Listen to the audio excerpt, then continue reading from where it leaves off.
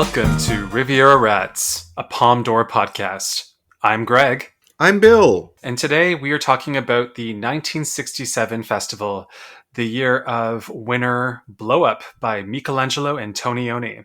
But first, Bill, how you doing? What's new? I'm good, Greg. How are you? I'm doing okay. We are recording this podcast on October 9th. It's going to, of course, come out months later. But I need to know, what are your movie-going habits around Halloween? Whatever my friends do, because it's not really a big deal to me. I love Halloween, but Halloween movies and like doing horror movies this month is not really something that's like top of mind for me, especially because we're ramping up into award season and I have other things I want to get done. Yep. But, you know, if friends invite me to watch horror movies, you know, Amy loves to watch horror movies around this time of year. Her favorite movie is Halloween, so we tend to do that. I know she already did that with you recently, but she usually watches it on Halloween. But you went over to her house and you fuck everything up as usual, so... Poor Lori. Scared another one away. Lindsay! Speaking of award season, we got one out of the way, and a big one. A big one! We watched one battle after another. Yes, not together. And shocker, we are not the minority of people who don't like it. I know. We quite like it. Well, I mean, it's rare that I don't like a Paul Thomas Anderson movie. In fact, I don't know that I've ever disliked one. No, I would say even his worst movies are 4-star experiences. Yeah, I mean, I would never watch Inherent Vice again because it made me work in ways that I didn't feel like working. Oddly enough, this is him returning to Thomas Pynchon with... Pynchon? How do you say it? With One Battle After Another, but not nearly as frustrating a movie, but equally complex. It's a really beautiful film. Every performance in it is fantastic. Tiana Taylor is a big takeaway for me. It's the most I've ever sympathized with Leo, and it's the finest that Benicio del Toro has been in a very, very long time. There's just this sense with him of watching one of the great masters of our favorite older movies, including one we'll talk about today, which is where you feel like every moment is carefully honed and arranged and like everything's exactly where it needs to be.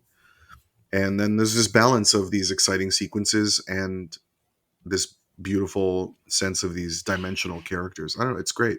Yeah. There's like 6 or 7 performances in it that I love. The one that has so little dialogue that stays with me is Regina Hall, who the camera just stays on as she responds to things. And I was thinking, do we have any cases of people getting snuck in the 5th slot for Oscar noms just for reacting to things? Lily Tomlin. That's right. I mean, that's what she reminds me of.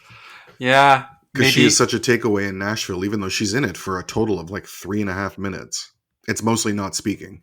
Yeah, you're right. We also have to talk about the loss of a great. We lost Claudia Cardinale since we last recorded. And, she died in her late 80s, and it's not a huge tragedy. But it is, every time someone from that era dies, I do feel like the past being further and further left behind us. Especially because she remained a delightful, glamorous, worldly 60s star until the very end. You could talk to her about that stuff. She wasn't like Brigitte Bardot or something. Like, she didn't veer into a completely different persona in any way. There was always the sense of that great Claudia Cardinale whenever you interviewed her towards the end. So it is in its own way a very, very sad loss. She was delightful. She starred in the Venice Golden Lion winning Sandra, but she's best known, of course, for 8.5 and The Pink Panther and Rocco and His Brothers. The Leopard. And The Leopard, of course, the one that we talked about, yes. Once Upon a Time in the West. Yeah, which is a huge favorite of mine. And listeners of this pod can go back to our 2017 episode and look at the poster for that year where she's dancing. It's 2017, right? I believe so, yeah. Yeah, and she just looks... I mean, it captures her radiance and in the joy she emits. David Niven called her the most delightful Italian import since spaghetti. Bill, we're talking about 1967. Why don't you tell us about the dates of the festival?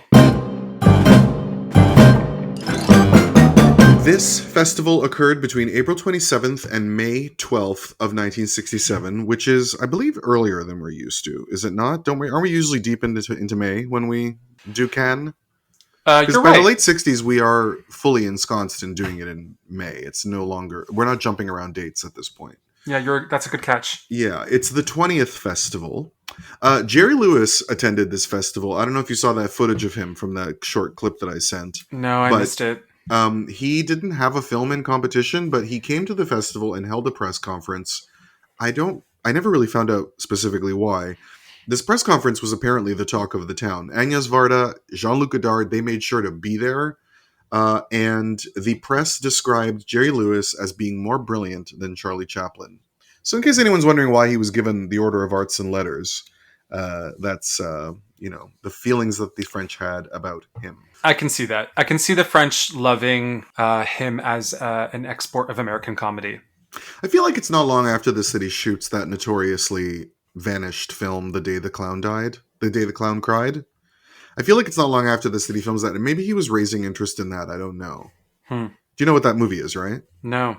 He filmed a Holocaust movie, like a sincere drama, and only about 5 people have ever seen it because he made it and then he refused to release it. I think he was really, really nervous about like shifting gears in terms of his image, and he rightly knew that if someone else made a mediocre Holocaust movie, it would just be seen as that. But if Jerry Lewis, the great comedian, made a mediocre Holocaust movie, it would be torn apart to shreds. Mm-hmm. That might be why. Anyway, so since he's died, I've constantly wondered, like, will that movie ever... Because I've heard about mysteriously, like, limited screenings happening here and there, but very few people have seen it, and I've always wondered if it will come out now that he's dead. It always does. It's whenever the estate needs the money. Yeah. Or just wants it. Anyway, Andy Warhol was supposed to screen The Chelsea Girls at Cannes this year, but which is a film, if you've seen it. I don't know if you've seen it. He's rolling his eyes. I saw it in the theater. I thought it was... that time went by a lot faster than I thought it would, considering it's like 4 hours long. And it's a film that requires 2 projectors concurrently. I saw it with my friend Michelle, actually. You've met Michelle. The screening was canceled because of the film's male nudity, which is a very it's a very notable marker of where we are, and we'll talk about other things with this festival, where we are with Cannes at this point that happened, given that I can't imagine anything being canceled for nudity, if not like full-on graphic sex at later Cannes Film. Like, it becomes sort of the thing about the Cannes Film Festival that you get fancy people to watch this really gritty stuff. So yeah, it's a regular discourse of this podcast, whether the dick was real and whether it flopped right. This is the last festival before the mid-century marker of the 1968 cancellation and what the festival becomes after that. So we are covering the end of an era at this festival. But before we get on to other aspects of Cannes this year, Greg, give us a rundown of what else is going on with other competitions and in the film award world. Of course. Opening the festival, we have I Killed Rasputin by Robert Hossein. This guy, I looked him up. I don't know much about him, but he did make a big splash of an adaptation of Les Mis in 1983. I don't know if you're allowed to shorten it to Les Mis if it's not the musical. I don't know about what you're allowed to do, but I think that generally you are referring to the musical if you call it Les Mis. Okay, then He made a 1983 version of Les Miserables. And closing the festival, we have a movie that is lost to time called Batuque by Jean-Jacques Manigeot. It's a sort of essay, poem, documentary that shows a lot of tribalistic African imagery alongside wild animals. Oh. Yeah. It looked fucked up in the description. Like, it's the kind of thing we're not going to be releasing on Arrow anytime soon. Okay. Yeah. 3 notable movies that screened out of competition. Closely Watched Trains by Jiří Menzel, probably the most popular and well-known of the Czech New Wave movies. And the best. Yes. Privilege by Peter Watkins debuted at this festival. Peter Watkins is the Oscar winner for the documentary feature The War Game. Have you seen any of his films? No. Should I? Yeah, you should. He's really interesting. Cool guy. Screening out of competition, we have a notable... And by notable, I mean like extensively written about on Wikipedia, adaptation of War and Peace by Sergei Bondarchuk. Mm-hmm. This is the very first Soviet film to win the Best Foreign Language Film Oscar the year after Closely Watched Trains wins it. You saw this movie and you loved it. Yeah, I saw it on the big screen over 2 nights because it's like 8 hours long. It's really incredible. I pulled out a few more mentionables for movies not in the main competition. We don't normally talk about short film competition, but just 2 titles that are worth mentioning because of the people behind them. One of the movies is called Herb Alpert and Tijuana Brass Double Feature by John Hubley. He is a 3-time Oscar winner for short animated films. Yeah, they're legends, him and his wife, Faith. And Albert Lamorisse is in here with Versailles, and he won, strangely, a screenwriting Oscar for The Red Balloon. Yes, which is a short film. And a film that has no dialogue. That's what's notable about it winning. Well, that's what I find strange about it. It's also like... it's still a screenplay. I know, it's just like... it's such a small little confection of a movie. It's a conceit. Yeah. In International Critics Week, so these are movies that are showing like in a parallel... series that are not in competition. We have Love Affair or The Case of the Missing Switchboard Operator by Dusan Makaveyev. Yeah. This is I always trip on his name too. Yeah. It's the guy who made WR Mysteries of an Organism. And he will be in competition with Montenegro in 1981 and the Coca-Cola Kid in 1985. Which I don't. Also in International Critics Week, The Times That Are by Pierre Perrault. This is a famous Canadian. We covered one of his movies in our 1963 competition of Whales, the Moon, and Men. That was my personal choice for the Palme d'Or of that year. And then last one I'll mention is Warrendale by Alan King. Alan King is another Canadian director who's really prolific, has a very long Wikipedia page, has dipped his hands into a couple episodes of Road to Avonlea. Well, his accountant told him to. Yeah. And this movie sounds incredible. It's a documentary about Rexdale.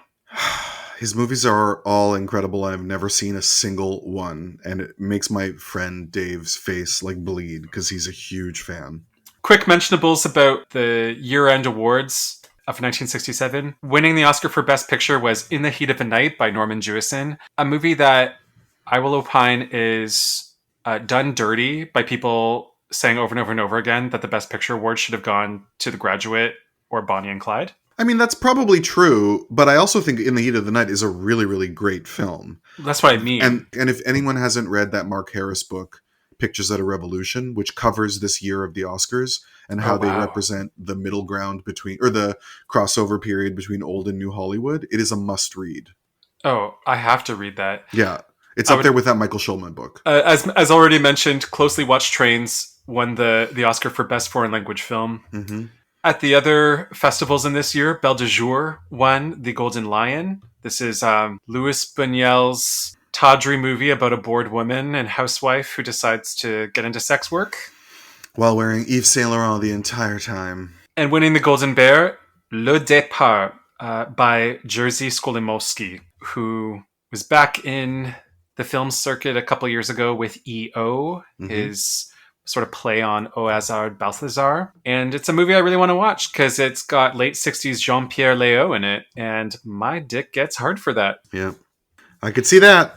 I haven't seen that one. Bill.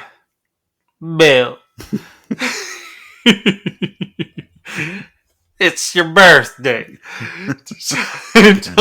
Again, you sound more like Mr. Herbert from The Family Guy every time you do it. Bill. So, like, I don't. When did Margot Channing become a truck stop waitress? I don't know. Wait, it's actually turning more into your Jennifer Jason Leigh. It puts food on the table, young man. Bill, tell us about the jury. All right, the jury. The president of the jury this year is Alessandro Blasetti, Italian filmmaker, born 1900, died 1987. One of the leading figures in Italian cinema during the fascist era. He was actually nominated for the Palme in 1946, but for Un Giorno nella Vita, but we couldn't find his film. And was awarded the Career Golden Lion in Venice 1982. He was the Mussolini Cup winner for Best Italian Film at the 1941 Venice Film Festival for La Corona di Ferro. I get the impression reading about him, and then the pages that you sent me from, what was that? Was that from your reference book? Yeah, it's an Italian cinema textbook. Oh, I see. I get the impression that like he kind of rode a line politically, which is why he survived the fascist era without necessarily being a true believer. but I get the impression that some people suspected him of having too easy a time playing it safe in that period. He's not celebrated as a kind of resistance figure of any kind. Yeah. But his films are considered to have somewhat set the stage for neorealism. I don't really know. I've never seen any of them. No, and I would like to. It seems like the one we're most supposed to watch is 1860, which is about the Risorgimento. There's a vice president on the jury this year. This is not a habit that Cannes maintains, but the position is held by Georges Leroux, a French producer, 1898 to 1974, president of Unifrance, the organization for promoting French films in France and abroad. He produced such classics as The Wages of Fear and Diabolique, so he's a pretty big deal. That is a big deal. We also have, as mentioned earlier, Sergei Bondarchuk, the filmmaker of War and Peace that we talked about 3 seconds ago, 1920 to 1994. He was, of course, a Soviet and Russian actor and filmmaker. He was made both a hero of socialist labor and a people's artist of the USSR. And if you've seen the movie Solaris by Andrei Tarkovsky, that's his daughter Natalia who's in that. I don't know why I said yeah, like I've seen it. I mean, yeah, like I know that movie. We have René Bonnel, 1884 to 1975, French publisher specializing in erotic literature. Fun times. We have Jean-Louis Bory, French journalist and writer, 1919 to 1979. We have a familiar name on this podcast at this point, Miklos Jancsó, Hungarian filmmaker, 1921 to 2014, director of the Cannes selections Electra My Love and The Red and the White, which would be at next year's festival, which of course would end up being cancelled. Mm-hmm. We have Claude Lelouch, French filmmaker, born 1937. He's actually still alive, which I did not realize. He is most famous for winning Best Screenplay and Best Foreign Language Film at the Oscars for our parents' favorite date movie, A Man and a Woman. La la la la la la la la la la la la la la la la. The movie that made Anouk Aimée an international symbol of beauty and glamour. Claude Lelouch also gave Sharon Stone one of her first film jobs. She's in his Cannes selection of 1981, Les Uns et les Autres. I think it's called Bolero, it's called in English.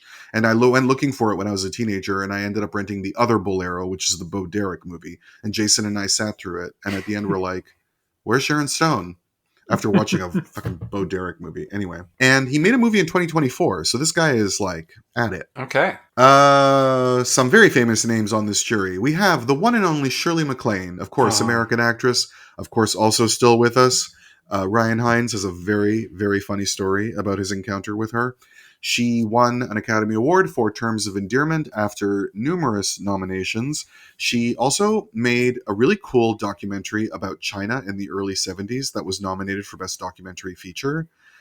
Despite having a sort of muffled, controversial distribution, it was very hard to find for a long time. I watched it last year. It's actually really, really good. And then, of course, she became famous in the 80s once she started writing her books about her explorations in her New Age beliefs and reincarnation. And there are many things I love about Shirley MacLaine, notably, of course, I think an extraordinary, extraordinary talent, but also the fact that you just can't upset her. Like, she has been made fun of from here and back, and she doesn't care. And she says, I'm not unaware of how I am perceived. I just don't care. As that RuPaul quote goes, what other people have to say about me is none of my business. Absolutely. We have Vincent Minnelli, American filmmaker. He married Judy Garland despite not necessarily being a ladies' man, although that's kind of kind of playing into her oeuvre.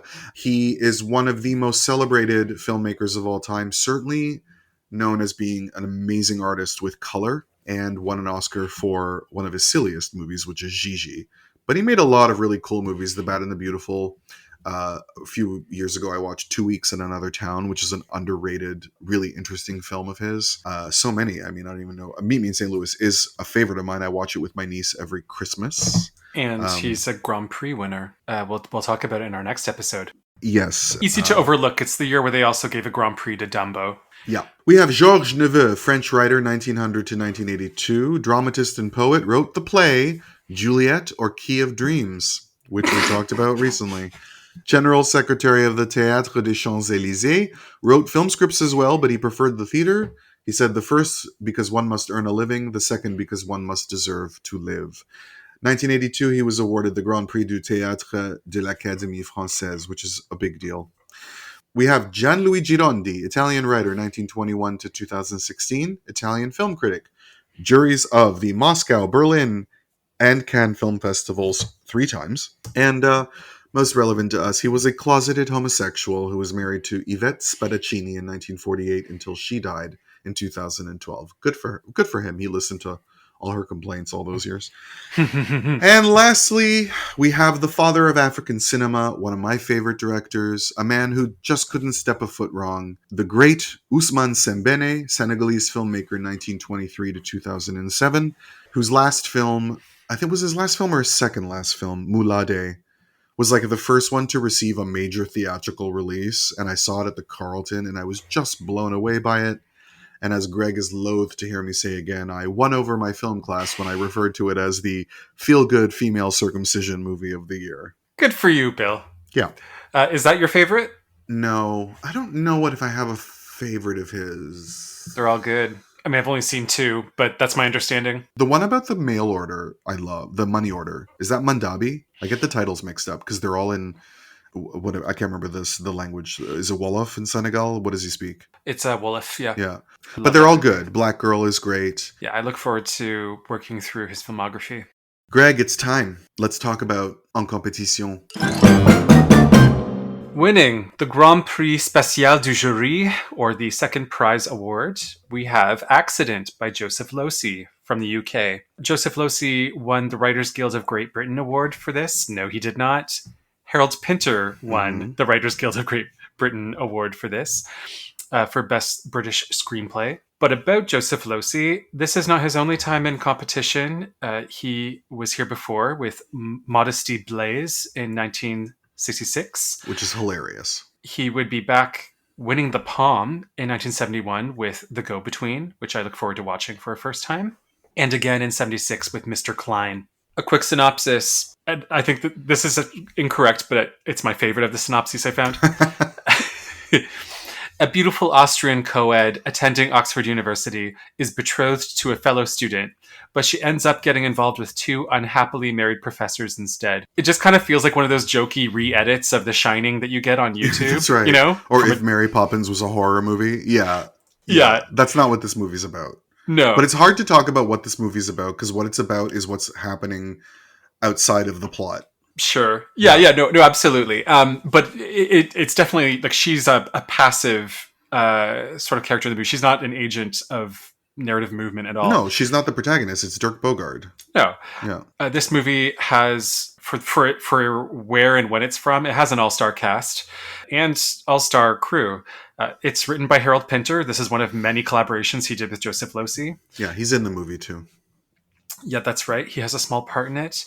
And that guy who sits on his desk is Freddie Jones, who would later be in Fellini's And the Ship Sails On and is the father of Toby Jones. Oh, does he look like Toby Jones? Well, did you notice him? I don't notice. When he goes to the TV studio, Harold Pinter's the guy at the desk, and then another guy comes and talks to him, sits on his desk and talks to him. That was Freddie Jones, yeah. Probably wiped him from my memory. The TV studio where the secretary has an amazing recall of every inch of that building. She's like, down 2 steps, and then to the left, and then 4th door on the right.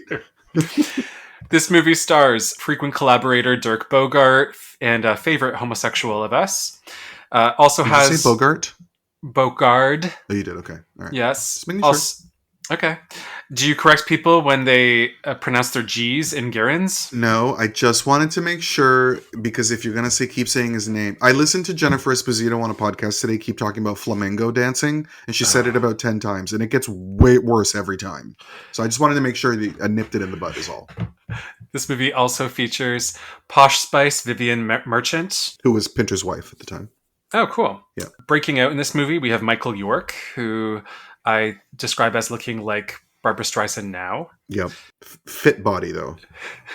We've got Stanley Baker, who I did not know much about, and then looking him up, discovered he's one of the top 10 most bankable actors in the British box office for about a decade around this time. And in a small scene, a one-scene wonder, we have Queen of European cinema, Delphine Seyrig. Yep. Another actress who looks like Bill's mother. And she would go on to be in Losey's adaptation of A Doll's House a few years after this. This movie... Well, first, Bill, you go first. You've actually written about this movie. Have I? Yeah, didn't you do...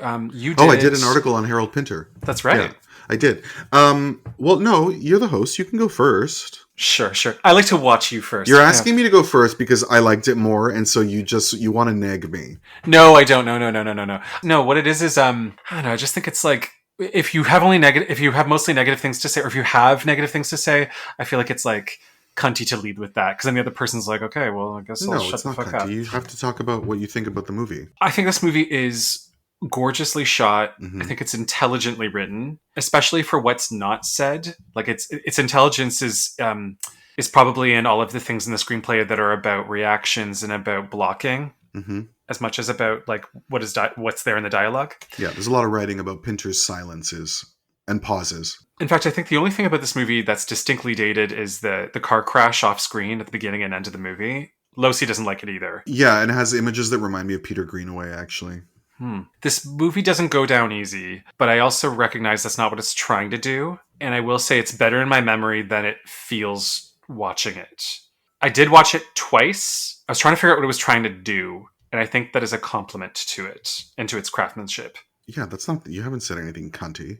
I guess what I'm trying to say is like, it has... I'm not like... even though it's gorgeous and like really there's not a bad frame in this movie, it leaves me cold. But I also think that's what it's trying to do. Absolutely. I love how this movie looks. I love that everything feels so incredibly deliberately arranged down to the last pillow. And the fact that every image is a work of art, even though we're not taking place in exotic locations. It's like kitchens, classrooms, English countryside. And like British pubs. Like nothing is exotic. And yet the whole movie feels so beautiful. I think in the case of this and our Palme d'Or winner, we have two films that are incredibly dated. They are the 60s, and yet at the same time feel very modern and avant-garde. Yeah. Pinter's work is generally about male aggression, what we would probably call toxic masculinity now, but that he didn't frame as such. Yeah. The fact that that civilization is an act that we're faking while actually being these beasts underneath. And you spend this whole movie with Dirk Bogarde trying to constantly rationalize the fact that he's okay with the fact that his buddy is fucking that girl. He's not actually okay with it, and he's not succeeding in telling himself that he is. And then you also have this movie where people are constantly invading in each other's spaces, so that ultimately there is no accident. Everything that happens in this movie is deliberate, that we're all aggressors to each other in this world where we pretend that we're all living side by side. And that no one actually wants to live in harmony, and that's why civilization to Pinter is a sham.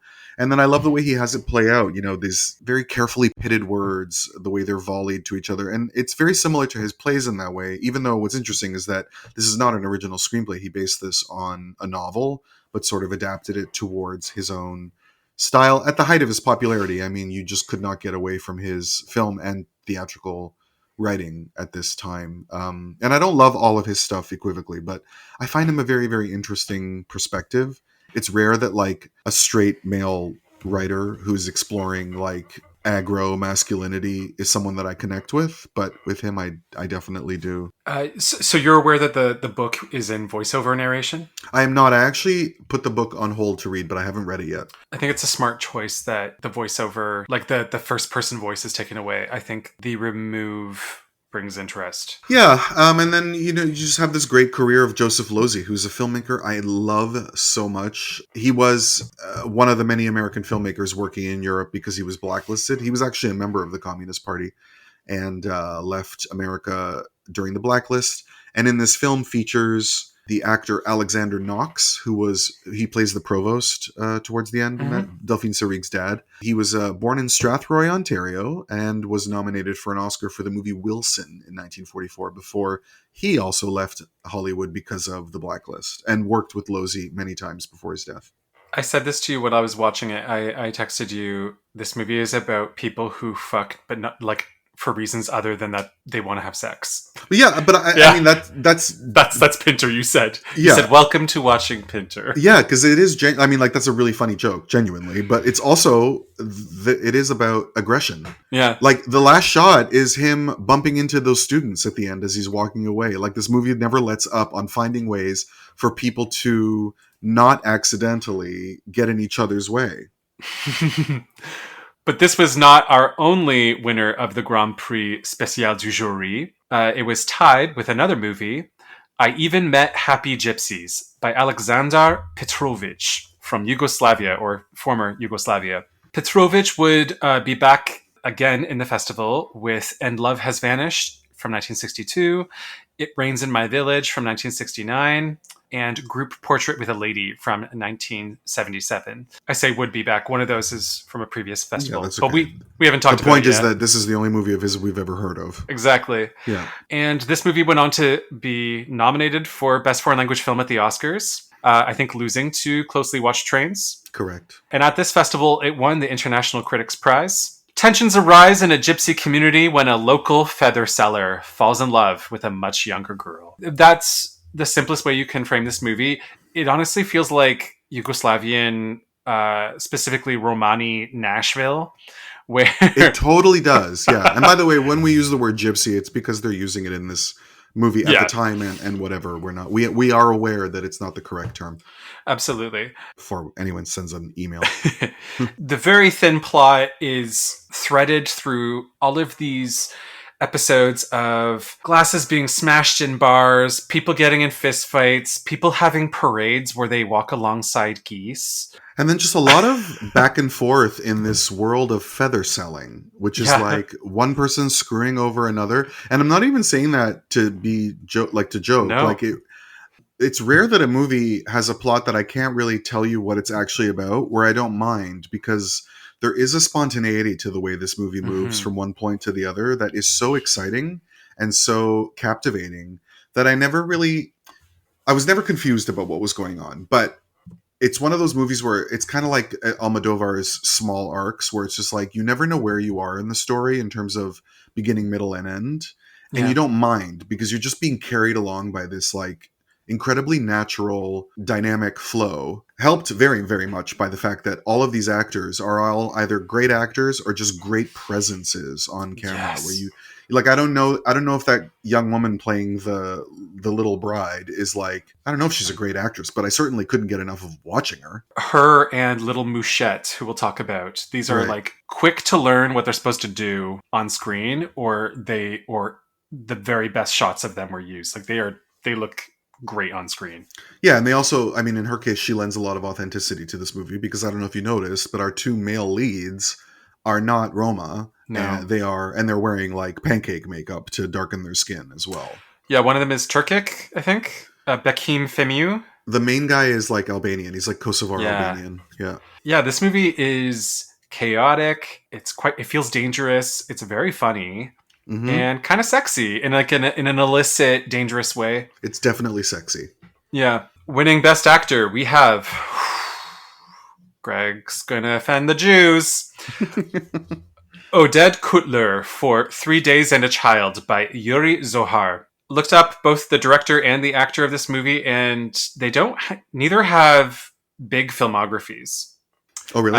No, they're like neither are very prolific, and neither come back to the festival. But this movie did get Oded Kotler a nomination for Most Promising Newcomer, and that makes sense to me because at the Golden Globes, just yes, and this is at like the American Golden Globes, which means that the movie was noticed across the pond. He has like 10 movies in his filmography, and they're all around this time. He probably does a lot of theater at home, based on a short story by Abraham B. Jehoshua.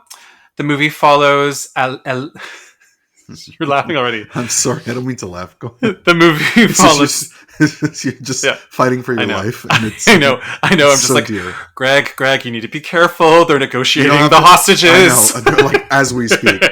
Which is anyway. Yeah. The movie, as I said, filling me with dread. But the movie follows Ellie taking care of an old girlfriend's child for 3 days. He wants him to get hurt. He worries about him. Will the child survive the 3 days? Will Ellie? I really love that plot line because it does capture part of what this movie is about, which is that part in everyone's life where they find themselves having to take care of a kid that they actually can't stand. Yeah, and what I love is this is one of the few children in this competition that I don't want to kill. I wrote that down! Yeah, because like there are a lot of kids that are awful in this competition, and the joke about this kid is that within the world of the film, he's not awful, he's just a kid. Yeah, he's a kid. Like, he's a real toddler. Kid with limitations, and we watch him and we don't hate him. Partly because I feel for this guy. He said yes because he's still in love with this woman. And he has all these very sexy flashbacks to like her bare feet in dirt. I don't know. This movie is so wonderful. It's so sensual. It's so darkly, subtly, undercurrently funny. I watched it twice because, spoiler alert, I watched many of the films in this competition during my trip to Greece recently because I just had a lot of time to kill. I kind of slept a lot during the first time I watched it because I was jet lagged. So I watched it again and I'm so glad I did because it's so wonderful. It has a few very strange choices in direction. Like he gets into a conflict with somebody and he doesn't react right away. We watch him like stare at somebody before snapping back at them. Like there's a rhythm to this movie that I find really unusual and interesting. But I understand why he won Best Actor. First of all, he's so fucking cute. So cute. And like even I can't decide with the glasses on. I know, I was going to say, I can't decide if I want to like eat his face more with his glasses on or off, but he's so goddamn cute. But also he's so like, he's got that kind of Jean-Pierre Léaud or like more recently, like a Hugh Grant kind of rascally mischief, but not like bad guy. Like there's just something really, I don't know, boyish, but not immature about him. He's a crushable Jason Schwartzman. Yes, absolutely. Although a young Jason Schwartzman I would have gone for anyway. I always thought he was really cute. But yeah, I love this film. It really captures the ego of boys in their early 20s. It's that period where we're already taking on big responsibilities. We're students, parents are letting us take the car. Yeah. But most of our interior concerns are still small and pathetic.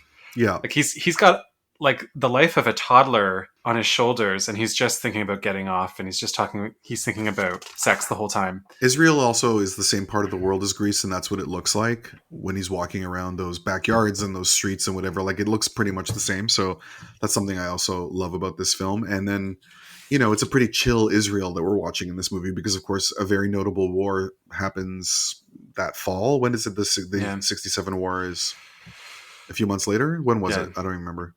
Don't look to me for the correct history. Right. Anyway. Yeah, it takes place though in like a liberal kibbutz. Like he hangs out with a bunch of like botanists. Yeah.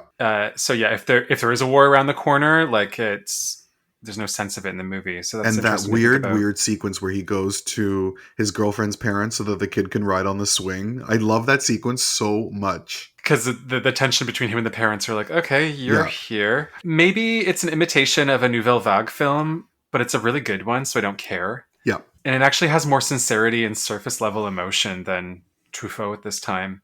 I forgot to look this up, though. Is this the first major award that Israel wins at Cannes? We can fact check that. Winning Best Actress, Pia Degermark for Elvira Madigan by Bo Widerberg from Sweden. This, at the end of the year, was one of the National Board of Review's best foreign language films. Mm-hmm. Make of that what you will. NBR being NBR. And Widerberg had been in competition before with Raven's End and would win the grand prize with Adeline 31 in 1969. Which was also an Oscar nominee. Oh, cool. And he'd win the jury prize in 1971 with The Ballad of Joe Hill. And would be back again in the festival in 1979 with Victoria. And he, as recently as 1995, was nominated for Best Foreign Film for that movie All Things Fair, which starred his son, Johan Widerberg. The Danish tightrope dancer Elvira Madigan meets Lieutenant Sixten Spar, a Swedish officer who is married and has 2 children. They both decide to run away, and specifically, he deserts war. You can spoil it because the movie begins with pointing out that they're dead. They realize living on the lam is hard, and they finally kill themselves. Yeah. This movie stars a very sexy actor I met for the first time watching this named Tommy Berggren, who... I'm surprised you find him sexy, because that's usually a kind of guy that you say is my thing. Well, yeah, because he looks like you've seen the Ark of the Covenant. The sex appeal diminishes when he takes off the mustache. The mustache, yeah. He needs that facial hair. He does, but he's given like Burton Cummings when the mustache is there. Yeah. He's got a slinky body too, and I love a slinky body. Yeah, no, he looks Like he feels like a dolphin. Yeah, I'm an ectomorph, so I love This movie also features incredible song choices by Vivaldi and Mozart. Good needle drops. Yeah, they were. It was similar to the 2001 story, which is basically that he had someone working on a film score, but he found that like the temp score sounded a lot better, and that's cool. Yeah. And also, this movie's made from a screenplay that's only about 20 pages long. It's mostly improvised. That's cool. Yeah. And well, I'm not shocked now that I think about it, because the infatuation at the center of this movie is intoxicating. It is, yeah. We never feel like these people are ridiculous to be so irrational. No, and it's this kind of like sexy tragedy of the fact that erotic passion at its best is the most destructive thing in the world, because like when you think about it, why can't you just have a mistress? Like why can't you stay at home and keep going to your soldier duties, and then every once in a while go to wherever you've stashed this woman and fuck her? But like they just need to find a way to be together all the time. They literally need to be irrational about life in order to honor the feeling that they have between each other. It's not enough to be duplicitous or break the rules, or break the rules in the way that people accept, right? Because like men having mistresses isn't something that these fine European societies actually have a problem with. This movie is very, very lush, and you need the tension between them and the chemistry between them to work, since most of it is just this like wordless, emotional, like non-narrative exploration of nature and feelings and sensuality, like the landscapes, the woods that they walk through are almost enchanted, and they're kind of a third character in this story. Yeah, I see that. It's like Walden gone wrong. Like they they run away and they have aspirations to live minimally and ascetically. Is that what I'm thinking? The term? Yeah. It's actually really hard to drink river water and eat berries you don't know about. Yeah. She wins Best Actress for this. Again, I think it's partly because she's just so iconic. I don't know that she brings something to this role that like is so far and above all the other female performances in the festival this year. No, she looks like Barbie. Yeah. She does make you want to know her more than just look at her. And there is something to be said for that. But I feel like the award is more for the icon that is made of her by the director than anything that's like necessarily emanating from her, or at least that's how I read it. She came to the States. She made a few movies as a result of, being the celebrated beautiful blonde at Cannes. But then she got married, and then she divorced, came back to Sweden in the late 70s, was suffering from severe depression, anorexia, fully bottomed out of life, ended up homeless, ended up going to prison for passing bad checks, had a really, really, really rough go of it. She's still alive, and I saw a photo of her aged, attending an event of some kind, so I'm assuming she was able to put something back together, but she had a really sad time of it after this huge initial success. It's kind of a miracle she's still alive. People who struggle with anorexia often die young because their hearts give out. Well, and people who struggle with depression as well. That's also true. One thing I just wanted to note about this movie, or one key scene that I loved, or one detail I loved, was in the end when they carry out their suicide pact. He can't bring himself to kill her knowing that she's anticipating it. He has to wait till he sees her enjoying herself in nature, and then just do it while she doesn't notice. Yeah. And then kills himself. It's really tragic. And we're talking about like people who on a different day or in a bad movie would be like, oh, they're just fucking stupid, Right. And if you like that guy, he's in pretty much all both Widerberg's movies, so you'll see him again. Sold. Winning Best Director, 10,000 Days, Tizezernap by Ferenc Kósa. How was that? I think it's Kósa. But Kósa. My sister would know. She knows Hungarian better than me. From Hungary, this movie charts 3 decades of a country family in which a peasant is able, after World War II, to amass land, but runs into trouble during collectivization, when he will make enemies he hopes he can later turn against. This is a prime example that the best posters are from Eastern Bloc countries in the 1960s. The poster is gorgeous. I want it on my wall. I also think it's the most gorgeous movie in the list. I multiple times had to press pause because I wanted to frame shots and like just keep them on my wall. Multiple scenes could be put in a gallery. It does lose some zeal and some tonal potency in the third generations section, when all the skyscrapers show up, because I get the sense they're being used for symbolic value about like what is lost because of what is gained as the country has industrialized and evolved. It's the same problem I have with, we'll talk about it with the Tree of Life, when you have all those scenes where Sean Penn is like going through office buildings. But for 60 straight minutes, I thought this was like an elite experience in film art. And I can't wait to watch it again. I need to go read a whole Wikipedia page on Hungary before I do it, because a lot of this went over my head. Interesting fact with the movie, it was one of the Budapest 12 from 1969, what they called the 12 best Hungarian films at the time, though it didn't make their revision. I see you plain-faced. What are you thinking about this movie? No, I'm listening. I'm really appreciating what you're going through, because I watched this a few nights ago and I don't remember a goddamn thing. Because it also went over my head, and in a way that made me not able to absorb any of it. So I'm just really enjoying listening to you talk about it. There are a few movies in the selection. My least favorite thing to watch for this show is a movie that is like a unemotional experiment in political allegory through form. Did I say that right? Well, I mean, you're going to get that a lot with the Hungarians, because that's what Michelangelo does. Correct. I'd rather watch a masterpiece or a movie that's so bad it's hilarious than watch these movies that feel like homework, where it's like impressively assembled and directed, but is fully on an intellectual level without having anything emotional. It's a structuralist experience. Correct. And there are a few in this competition. This is the best of them. It's an exceptionally well-directed film, and I would probably like to watch it again just to see if I understand it more. But I was so resentful of the fact that it was even making me work as hard as it was that I kept trying, and I just couldn't take it in. Even though I understand why it won Best Director, and I understand why it's good.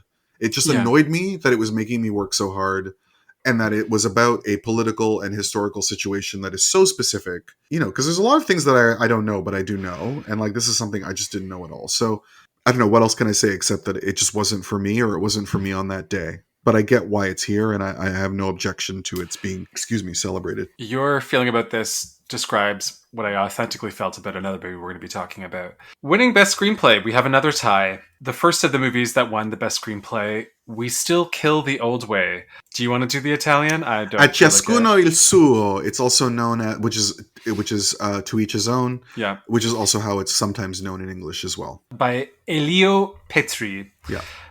Co-written with Ugo Piro. I forgot to put that on the. Is that a? I mean, it's worth mentioning because he wrote it and he won the award. But is he known for anything else? Well, he wrote most of his films. Most of Petri's films with him. Yeah.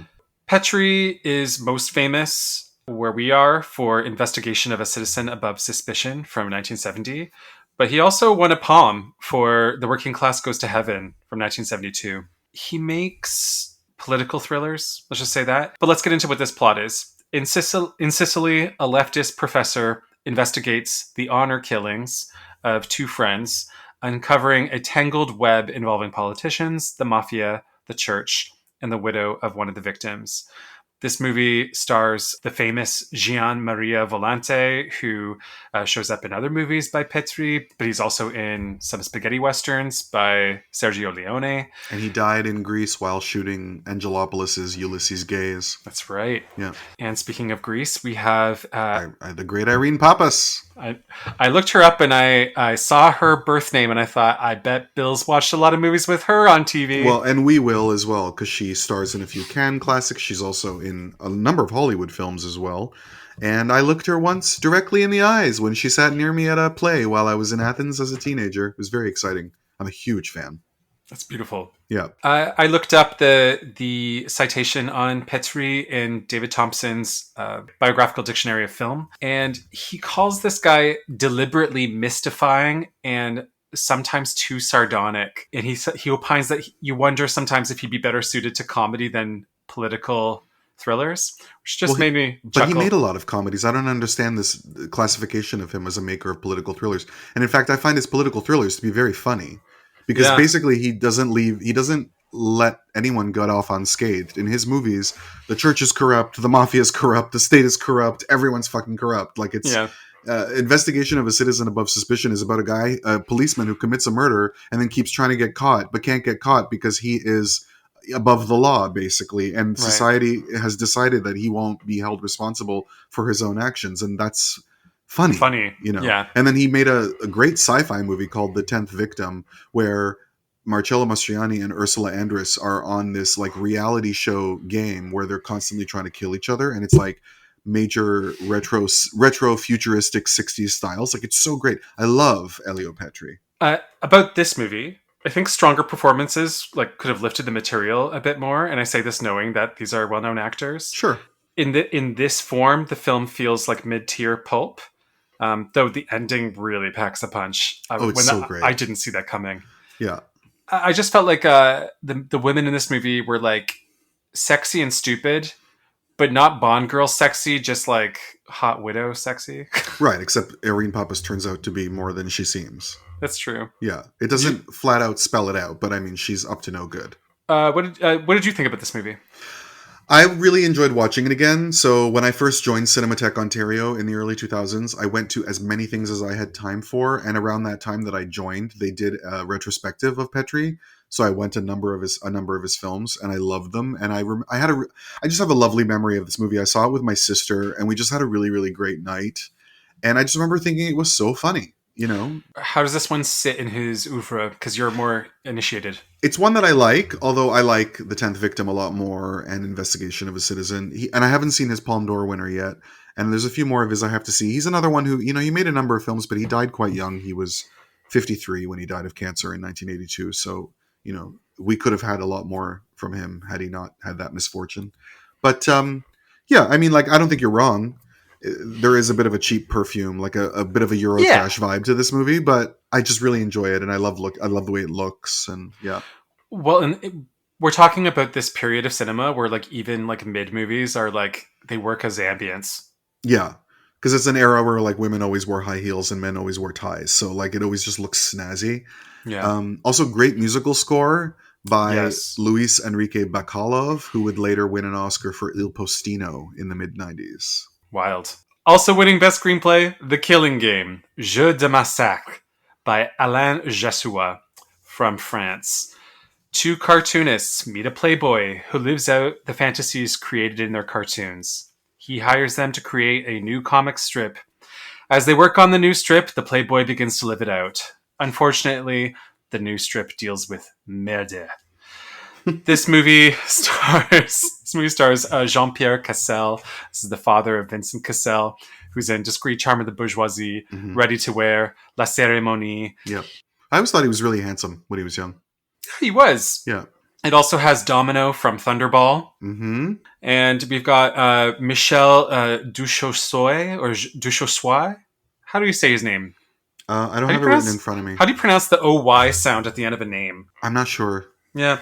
But this guy's in Life and Nothing But and May Fools. I found this movie quite obnoxious. It's another movie where women are stupid damsels, but the movie looks really cool, and I understand why they gave it a screenplay award. It has that art school look and feel to it. I find it really annoying when people, I find it really film illiterate when people say, this movie is weird. But this movie's weird.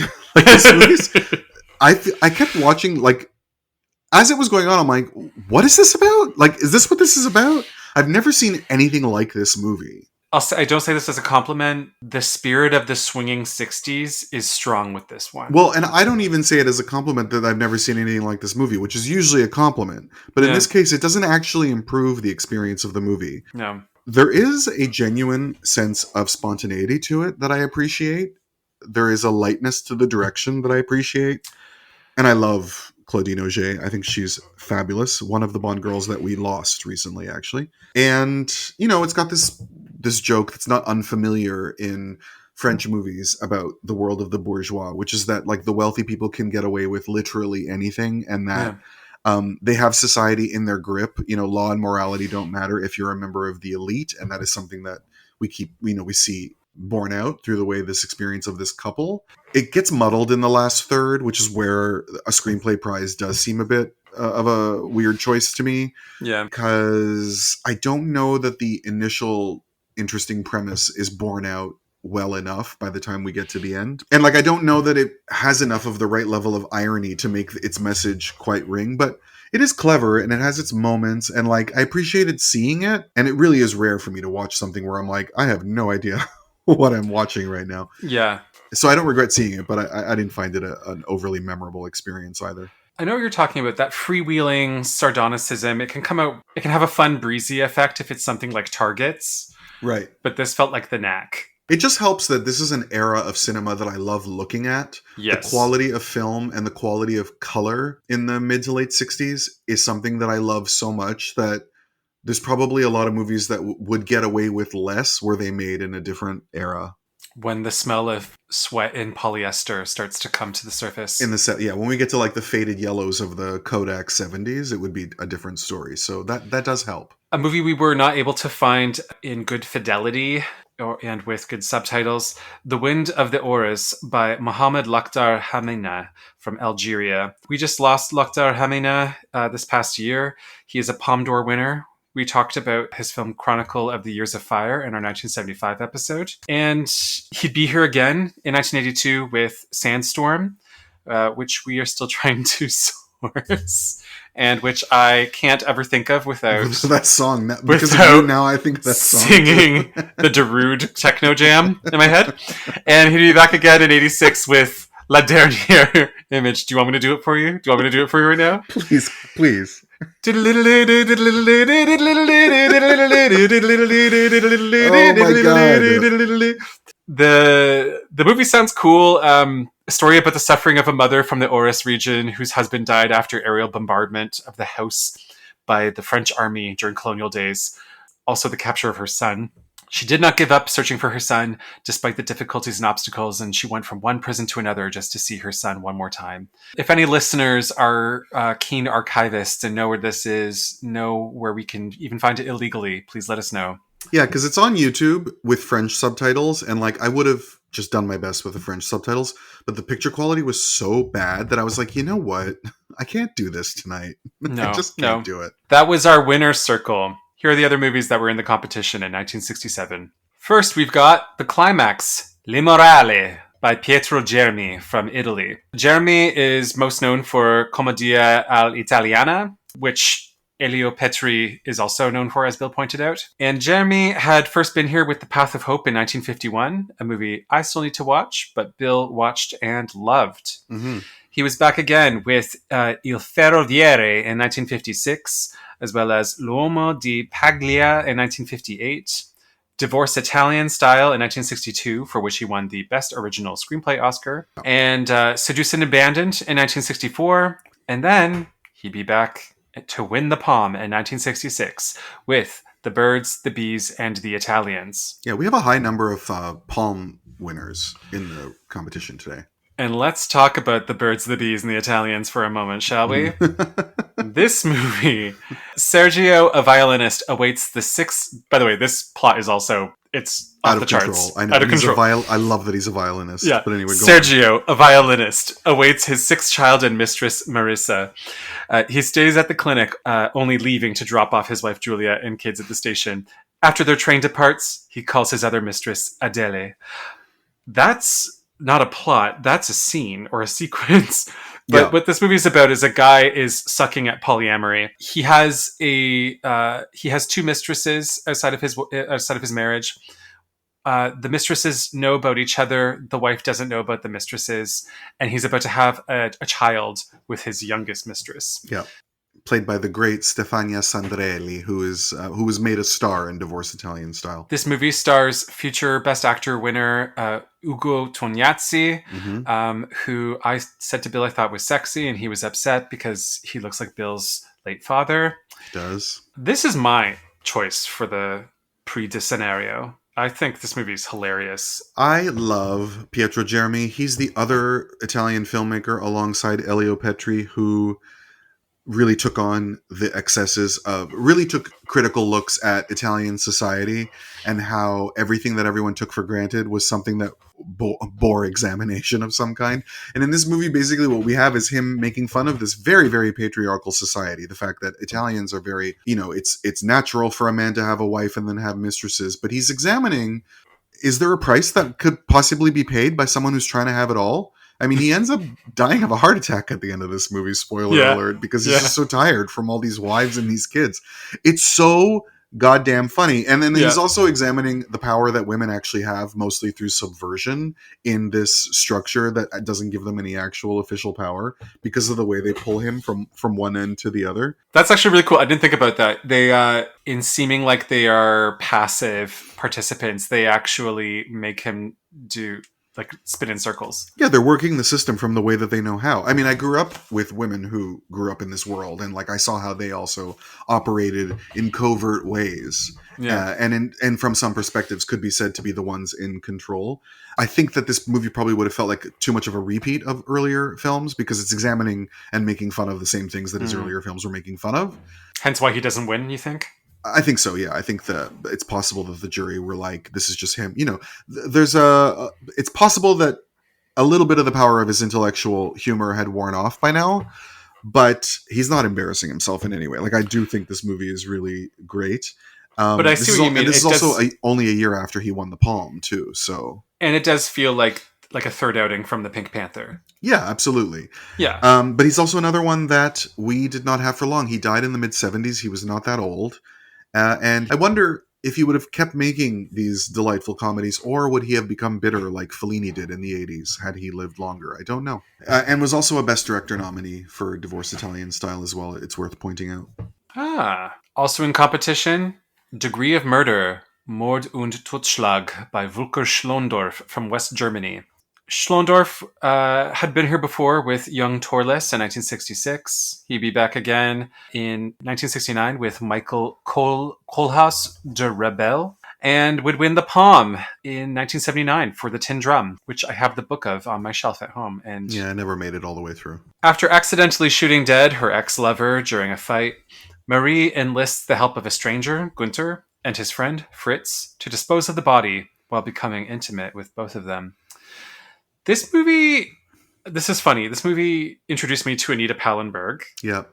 We really have the 60s on display at this can. We've got her, we've got Verushka, we've got Jane Birkin, like we've got so in this the score of Brian Jones. Yeah, like everybody who was a guest on Ab Fab 30 years later is in the festival at Cannes this year. 5 days after learning who she was, because I'm looking her up while watching this movie. Yeah. I'm hanging out with our friend Sasha, and she name drops her as one of the famous muses of rock and roll history that she dreams of writing a nonfiction about. She dated Keith Richards. That's right. Yeah. She also looked really fucking cool. Like in her parenting years, she looks like Carly Simon. Yeah, she died a few years ago. And this is again an indication that you're not an Ab Fab fan, because that's how I knew her, because there are sequences where Edina passes out and dreams she's died and gone to heaven, and Marianne Faithfull is God and Anita Pallenberg is the devil. That's smart. I like and that. Marcella, what's her name? Marcella Detroit, Shakespeare's sister? Yeah. She's like an angel playing guitar. Yeah. I think this movie is poorly constructed. I think it looks cheap. It's totally unaffecting, and it's extremely not cool for a movie that really wants to be cool. Yeah, and it's badly acted too. Sure, no, she can't act worth shit. But they're all bad. This is not my dance. You can tell we're talking about it right now, but it is possibly the worst made movie, and that's shocking because Schlöndorff later wins a Palm. Yeah, he's made a lot of movies I didn't really like, but I would never say that he was a bad filmmaker, and I'm surprised at the ineptitude of this film. I'm surprised that this film is real, because it's another one that I watched on my trip, and then I think back to it and I'm like, did I dream that? Or did that happen? I'm not entirely sure. Like, I'm wondering how it got a budget. The flashbacks of her shooting her husband while he's trying to rape her are like really poorly edited, like basic continuity editing. Yeah, there's like a Keystone Cops element to them that it feels like, why is this silly? And I don't know, the whole plot just feels like someone who's trying to capture like late 60s counterculture rebellion, but has never met these people or doesn't really know what they're talking about. So his attempt to capture that is like so far off the mark. It's hilarious. Not hard to watch, though. Like, the whole time you're like, this sucks, but you're like, oh, it's breezing by. Yeah, and also you've got this European countryside, you know. And again, a period of movies that I love to look at. Yeah. But it's also because it's a bit of a car crash movie, so you're like, oh, what's going to happen next? It's a very... And then having two movies in this festival that I watched on vacation while being out of my mind. One called The Killing Game and the other one called A Degree of Murder also made things very difficult for me in terms of like figuring out which one was which after. But anyway. No, I had the same problem. I kept having to, like, not because I was confusing Degree Murder with The Killing Game. I just kept thinking, which one was that? Yeah. Oh, it's that bad one. Also in competition and winning the International Critics Prize, Entranced Earth, Terra Entrante, by Glauber Rocha from Brazil. This movie is really famous in Brazil. Rocha had been here before with Black God, White Devil in 1964, and would be back again in the next competition with Antonio das Mortes. El Dorado, a fictitious country in America, is sparkling with the internal struggle for political power. In the eye of this social convulsion, the jaded journalist Paulo Martin opposes two equally corrupt political candidates, a pseudo-populist and a conservative. In this context, Paulo is torn between the madness of the elite and the blind submission of the masses. But in this complex, tropical reality, nothing really is what it seems to be. In some circles, Rocha is considered the greatest or the most important Brazilian filmmaker of all time. Abracine ranked this film and Black God, White Devil in its 2015 list of the 100 greatest British films in the top 5. In the 100 greatest Brazilian films? Yeah. You said British. Gabba gabba hey, whatever. But no, I was like, is there something about this movie that I missed? No. This movie has another dope as fuck movie poster. But this movie is the one I was thinking of when you were describing your response to 10,000 Days. Yeah. Yeah, it is. And this is exactly how I feel about this one as well. It's extremely well made. These sequences are so beautifully filmed. Yeah. It's so well thought out. But again, it's so specific to what it's talking about that I don't understand. And so I'm like, why am I working so hard? It's chronicling the years after the junta of 1964. Oh, and like the truth is that I knew in general what it was about. Yeah. But I never knew specifically what it was about. And that was... I really felt like I needed... I watched this movie on an airplane, and I was like, you know what? I'm suffering as it is. I might as well just watch. Like, I thought maybe I should switch to something easier. I was like, no. I'm so fucking bored, and I'm so uncomfortable in my seat. I might as well just watch this. It's really challenging. There's a lot of innovations that make me wonder if there's an influence on Brazilian films by Paulo Freire, the guy who came up with like Theater of the Oppressed. Sure. Like, there's a lot of going to use another theatrical term, like Brechtian devices. Like, actors talk directly to the camera a lot. There's a lot of breaking of the fourth wall. There's a lot of like upending of like movie making conventions. Yep. That seems deliberate. Well, they're all watching Godard. They've watched 8.5. Yeah. They've watched I Am Cuba. You know, like it's part of the language of avant-garde cinema in the 60s. I will watch again, but I'm not going to watch it without doing some work first because it needs the ancillary work. Like, it needs the I need to find out about the events surrounding it and read the fucking IMDb page and all of that stuff. Yeah. Yeah. Or actually go beyond that, because I actually did read the IMDb page. That was Entranced Earth. Hi, Fraser. Hi, Fraser. Winning a technical prize, a well-deserved technical prize. Hagbard and Signe, or Den Rude Kappa, which translates directly to the Red Mantle, by Gabriel Axel. This is a co-production between Denmark, Sweden, and Iceland. Axel had never been in competition before or after, but he is most famous for his foreign language film winning movie Babette's Feast, which we could spend the rest of this pod talking about because Bill loves it so much. You still haven't seen it? No, I still have not. Seeking revenge against the rival clan responsible for the killing, Hagbard, the son of a slain Norse king, calms down long enough to establish a truce. Long enough. He falls in love with Signe, the daughter of his one-time enemy. Signe's former beau, sizzling with jealousy, breaks the truce and makes it appear that Hagbard was responsible. This movie has 2 romantic leads in it who are not knowns when I look them up, but it has in smaller parts Eva Dahlbeck, who's one of the Best Actress winners of 1957 for Brink of Life, and also has in a smaller part Gunnar Bjornstrand, who listeners of this pod would know from every Ingmar Bergman movie. They're the Swedish element because it's partly funded by Sweden, so that's why they're there. This is possibly the best made movie on the list in terms of craftsmanship. Like the action scenes are better than most movies coming out today, just in terms of continuity editing. Like I really felt those battle scenes, and even though like those severed heads look like doll heads, like it still had an impact. Yeah, the color pops, the foreshadowing is all really energizing. And just like Elvira, Madigan, it doesn't feel like a lame Romeo and Juliet. Like I'm actually horny for these people. All the Sean Cody models playing the boys. Yeah. No, this movie is flawless. It's really, really good. And I had only ever seen Babette's Feast. I'd never seen any other film by this guy. And Babette's Feast is a perfect movie. Like every shot, every moment, every bit of it is so beautifully calibrated.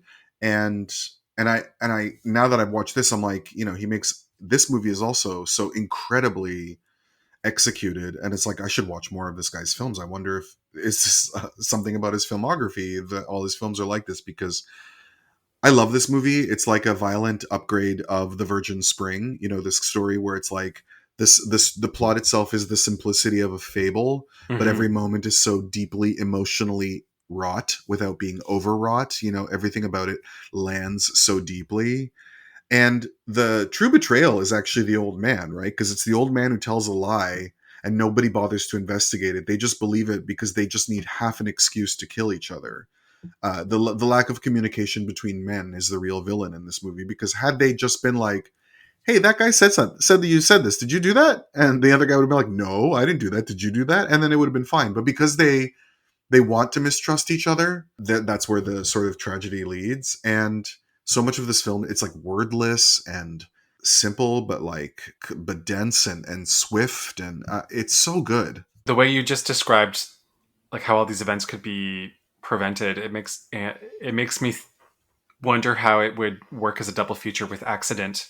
Oh, absolutely, yeah. Yeah. I mean, this could have been a grand jury prize for me or a best director. Yeah, for sure. Definitely winner's circle for me. Mm-hmm. From Mikhail Shapiro, from the Soviet Union, we have Katerina Izmailova, based on a famous Shostakovich opera that's based on Macbeth, and I don't remember its full name. Do you remember it? It's not based on Macbeth. It's based on a story called The Lady Macbeth of Mstensk district. Katerina murders her husband and her father-in-law. She and her new beau are both sent to Siberia, where the lover almost immediately takes up with a younger woman. Katerina loses it and kills her. This is like if the sentiment "men ain't shit" was an opera. This movie stars Galina Vishnevskaya, who Bill and I talked about in the Alexander Sokurov movie, Alexandra? Alexandra, yeah. Yep, from 2007. Are you familiar with the works of Shostakovich? Not opera. I know his the Jazz Suite No. 2. Well, and the the instrumental stuff. Like I know him as a classical music composer. I didn't know that he'd composed operas, but that makes sense. Whenever I hear his name, I think of Tom Cruise and Nicole Kidman getting ready to go out to Sidney Pollack's party in Eyes Wide Shut. Oh, interesting. Dun dun dun da da da da dun da da da dun. Yep. This movie is cool as a concept. It looks really good. It's quite innovative. I kind of like it as a music video. Like the fact that they're not lip syncing all that well is kind of okay for me. She's the only one who's doing her own singing. I wanted to ask you that. Yeah. And everybody else is dubbed by other voices. Yeah, I think this movie's fine. This is in the middle for me. It's well shot. It's interesting. I'm glad I watched it. Don't ever make me sit through it again. I like to. There's a few moments where they do these really cool matte shots on the slant. Where like people are marching in half the screen and then something else is happening the other side. Like I love that he's trying to find innovative ways to not just film opera, but at the end of the day, it's just opera, and it's not one of the more tuneful operas. It's very it's a harsh opera. And I mean, she really shows off her talent. That woman had an impressive voice. It's a very high, dare I say, shrill voice, which is technically impressive, but not really my thing. I'm not someone you should talk to about opera because, when you hate somebody who would rather eat a cheap sheet cake than a elegant dessert, which is me. But that's also me with opera. I would much rather go see La Boheme for the billionth time, something cheesily famous like that than see something that's like an avant-garde, high-end opera. It's not an art form that I have like a refined taste in. No, and I don't know how willing I am either. Like when I say I don't think I'm willing to do the effort, what I mean is I want to know about opera so I can go on Jeopardy and like and then like have the odd song mixed between my playlists. Yeah. But like I don't want to devote myself to it. Yeah. Also in competition, we have Misunderstood, Incompreso by Luigi Comencini from Italy. He'd be back in competition with Delitto d'amore in 1974, L'ingorgo in 1979. This is a study of bitter relationships between a widower and his two sons. This movie stars Backstreet Boy Anthony Quayle, who looks like a jack-o'-lantern left outside through all of November. Not handsome. Yeah. Very English looking. This guy definitely is the guy stamping your passport. Yeah, like you're telling me I'm going to watch an Italian movie from the late 60s, and just as I'm getting out my fucking olive oil and unzipping my pants, you tell me it just is about two crying, bratty kids and Anthony Quayle. Who's playing a Brit, but he's dubbed in Italian anyway. Yeah. If you make your kids this annoying, it's even more insulting to then expect me to cry when they die. Well, especially the little one, who was genuinely like, I genuinely wanted him to. I mean, first of all, so spoiler alert: the older brother dies because he gets pushed in a lake. It doesn't really make sense. It's so stupid that he dies at the end. I think I like turned my head for a second and I went, "Wait, he died from that?" Yeah, but also and like why? Because he got a fever? Like I don't really know. Yeah. But the little brother was truly awful, and I know that it's the story about how he's overindulged and how the father is so obsessed with the one younger boy that he forgets that the other boy needs attention. But like they're both annoying. The little one is particularly awful, and like I wanted the movie to go on a bit longer so that a few years would pass and the dad would turn to the son and be like, by the way, your brother died because of you. Like I do want you to feel bad about this. He died because of you. Because every time you're told not to do something, you do it, and disaster ensues. And you killed your brother, FYI. The Patty McCormick Award for I Wish You Died Yet When You Were in the Womb. Yeah, but Patty McCormick was at least intentionally evil. This kid is really fucking stupid. This is not the worst movie, but my god, it's the movie I hated the most. I know what you mean, because I didn't think it was awful, but for a movie that was playing notes of tragedy, it's amazing how unsympathetic I was to it. I was far more entranced by its look, because it's an exceedingly gorgeously shot movie. Yeah, it is. And I wasn't bored. It's just that like everything in this movie has been done better by other people. These stories of like parents connecting with their children and all the like coming of age, sibling rivalry, also like kids growing up in a different country, growing up outside of a normal childhood in some way, being isolated by their parents' wealth in this case as well, like their privilege. I've seen all of that done better in other movies, so why should I watch this mediocre rendering of every one of those elements? It's one of the two movies in this roster that I watched in 2 sittings because I just got fed up and said I'm going to bed. Right. We have... Speaking of children. Speaking of lovable children. Yeah. We've got Monday's Child or La Chica del Lunes by Leopoldo Torre Nilsson from Argentina. Nilsson had been here in 1957 with La Casa del Ángel, which we were not able to watch in that year. He was back again with La Mano and La Trampa in 1961 and The Female in 1962. A married couple uproot their entire family and move to Puerto Rico, where the familial tree promptly dies in the face of relentless poverty and depression. Don't say it like that. You're going to get my nipples hard. It's interesting that this movie is submitted by Argentina because Nilsson was sort of exiled from Argentina for political reasons, and that's why he's making movies in Puerto Rico. Okay, well, that answers one of my questions, which is, how is this movie that has... Arthur Kennedy. Arthur Kennedy. Yeah. Arthur, can you imagine Robert Kennedy? Arthur Welcome Kennedy. to San Juan. Yeah. Why are these kids vaccinated? This movie says Arthur Kennedy and Geraldine Page and is filmed in Puerto Rico by an Argentinian. Okay, so you answered that question. This is the most uncan movie in the whole bunch. It's the most unhinged movie we've watched in a long time. I'm not saying this movie is good, but I fucking loved it. I just loved the party that I had watching this movie. Geraldine Page going crazy. Arthur Kennedy stuck in these, like, I don't know, Oedipal electrocomplex situations with wife and daughter. This child who is a demon seed, like full on bad seed, full on crazy, and then like wandering through the poverty-stricken streets of San Juan and looking for the whole movie's about looking for a doll. All these this movie's scenes, insanity. I couldn't get enough of Arthur Kennedy talking to this Puerto Rican street kid, telling him things you should not tell children. He's That's right. When I was younger, I drank a whole thing of whiskey while my parents were out. I got so sick. My dad beat the fuck out of me. Like, this movie is deranged. It's deranged. Good. But you know what I mean? It feels like it's from that first wave of Grand Prix competitions where you have so many B movies hanging around. Yes. It totally does. It also must have been great for these actors to be in it because, you know, they're still working in a very heavily censored American industry. Yeah. And it must have been great for them to make this movie where there's a hell of a lot more happening that would not pass in a Hollywood film. Yeah. But they're also like, they look like they're 50 years old if they look a day and they have this small child. For a good time, listener, go find this movie on YouTube. Yeah. The quality's not that bad.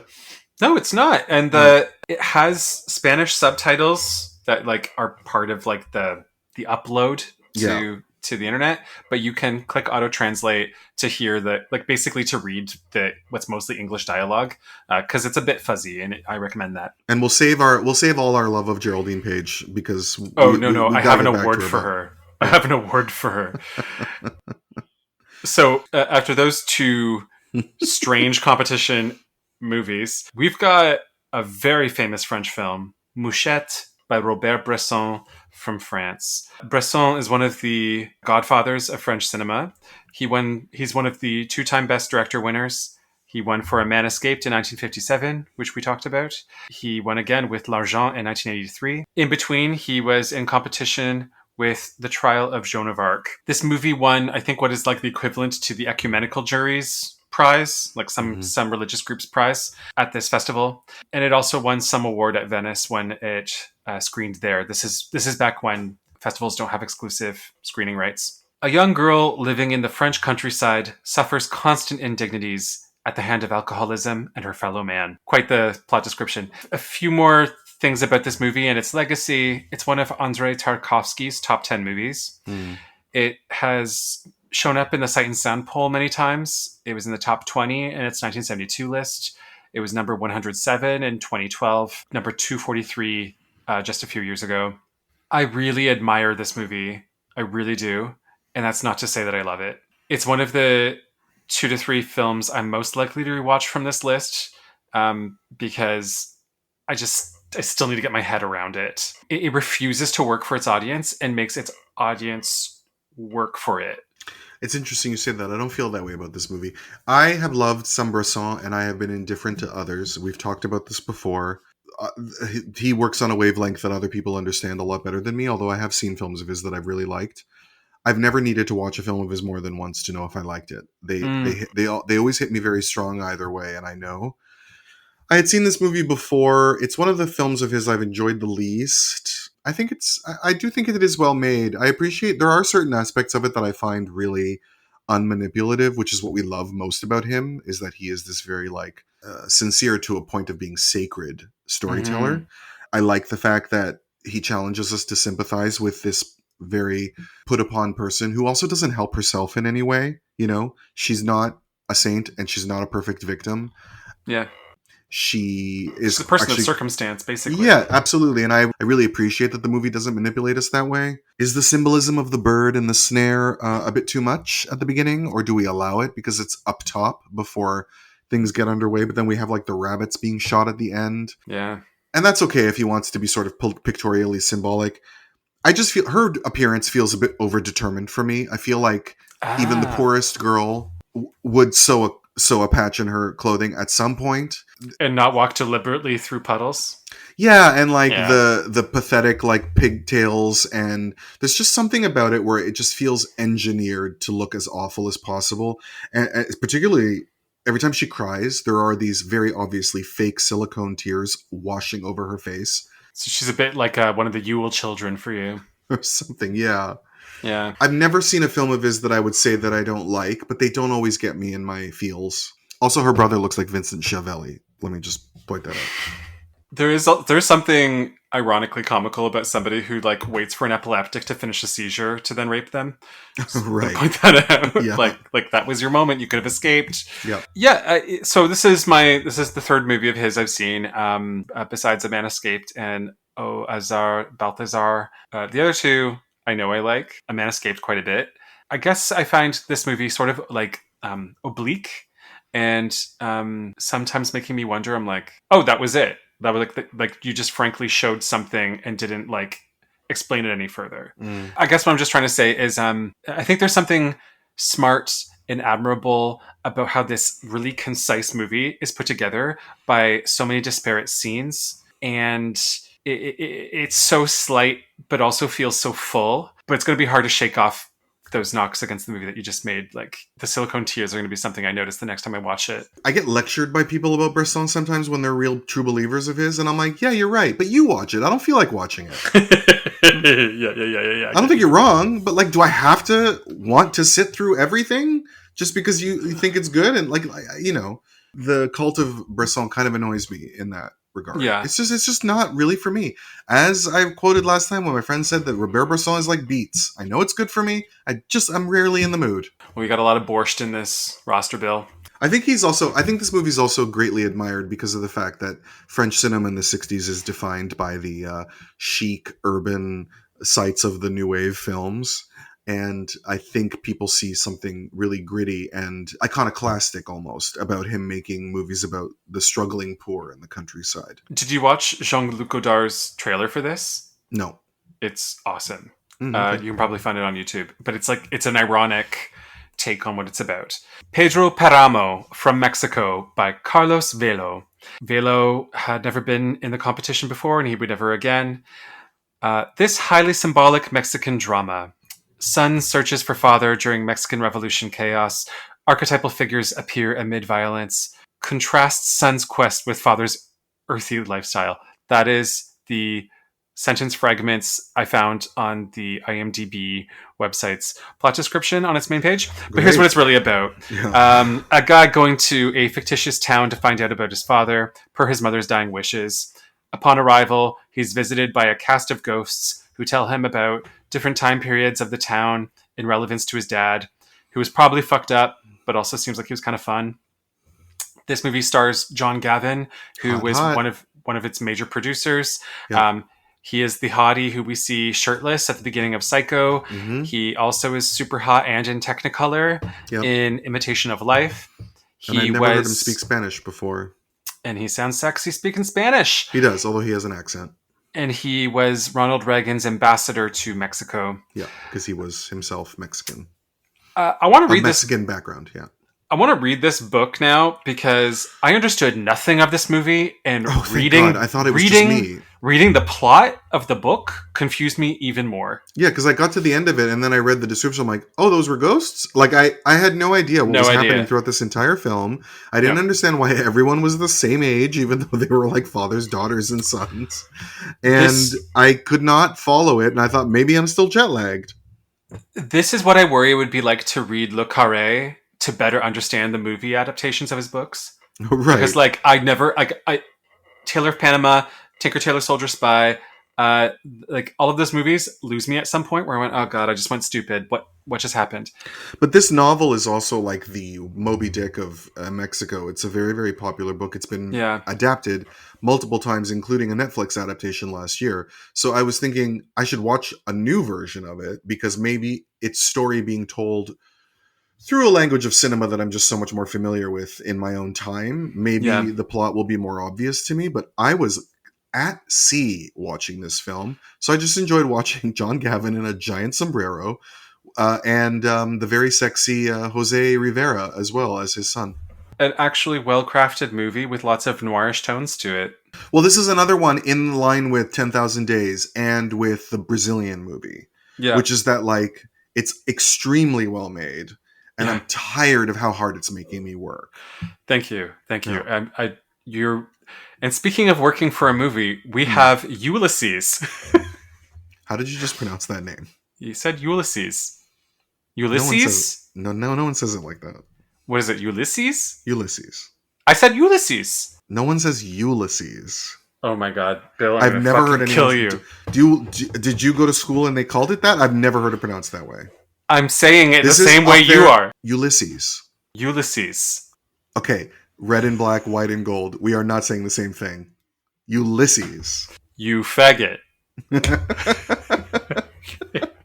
This is up there with Dakota saying Navalny. So, hi Dakota, by the way. Well, so yeah. I realized you gave me a pass for saying Babette, and then you said Babette and pretended I didn't do it. I didn't notice. Okay. No, say it though. I've never heard anyone say. Do people pronounce it that way? We're moving on. You're putting the stress on the U. But yeah, but like, so are you when I'm hearing it. I'm saying Ulysses. Ulysses. Yeah. Okay. This movie's by Joseph Strick. We have gone on a journey on this one. I never expected this to happen. I really could clap for some cocaine right now. This movie is by Joseph Strick. It is a co-production between Ireland, the UK, and the US. It did get an Oscar nomination for Best Adapted Screenplay, as well as some other award nominations. It got notice at the end of the year. It is the first film in the UK to use the word fuck. I'm not going to try to do the plot, but this is... no one's been able to figure it out. It's famously one of the most difficult novels to read, and an impressive attempt to adapt it to film. That's right. Also, when Mike crossed the room while I was watching this, he noticed... Mike. Hey, Mike. He noticed one of the characters, his last name is Daedalus, or how do you say it? Yeah. Daedalus. Yeah. And then he went, oh, that name, where do I know that name from?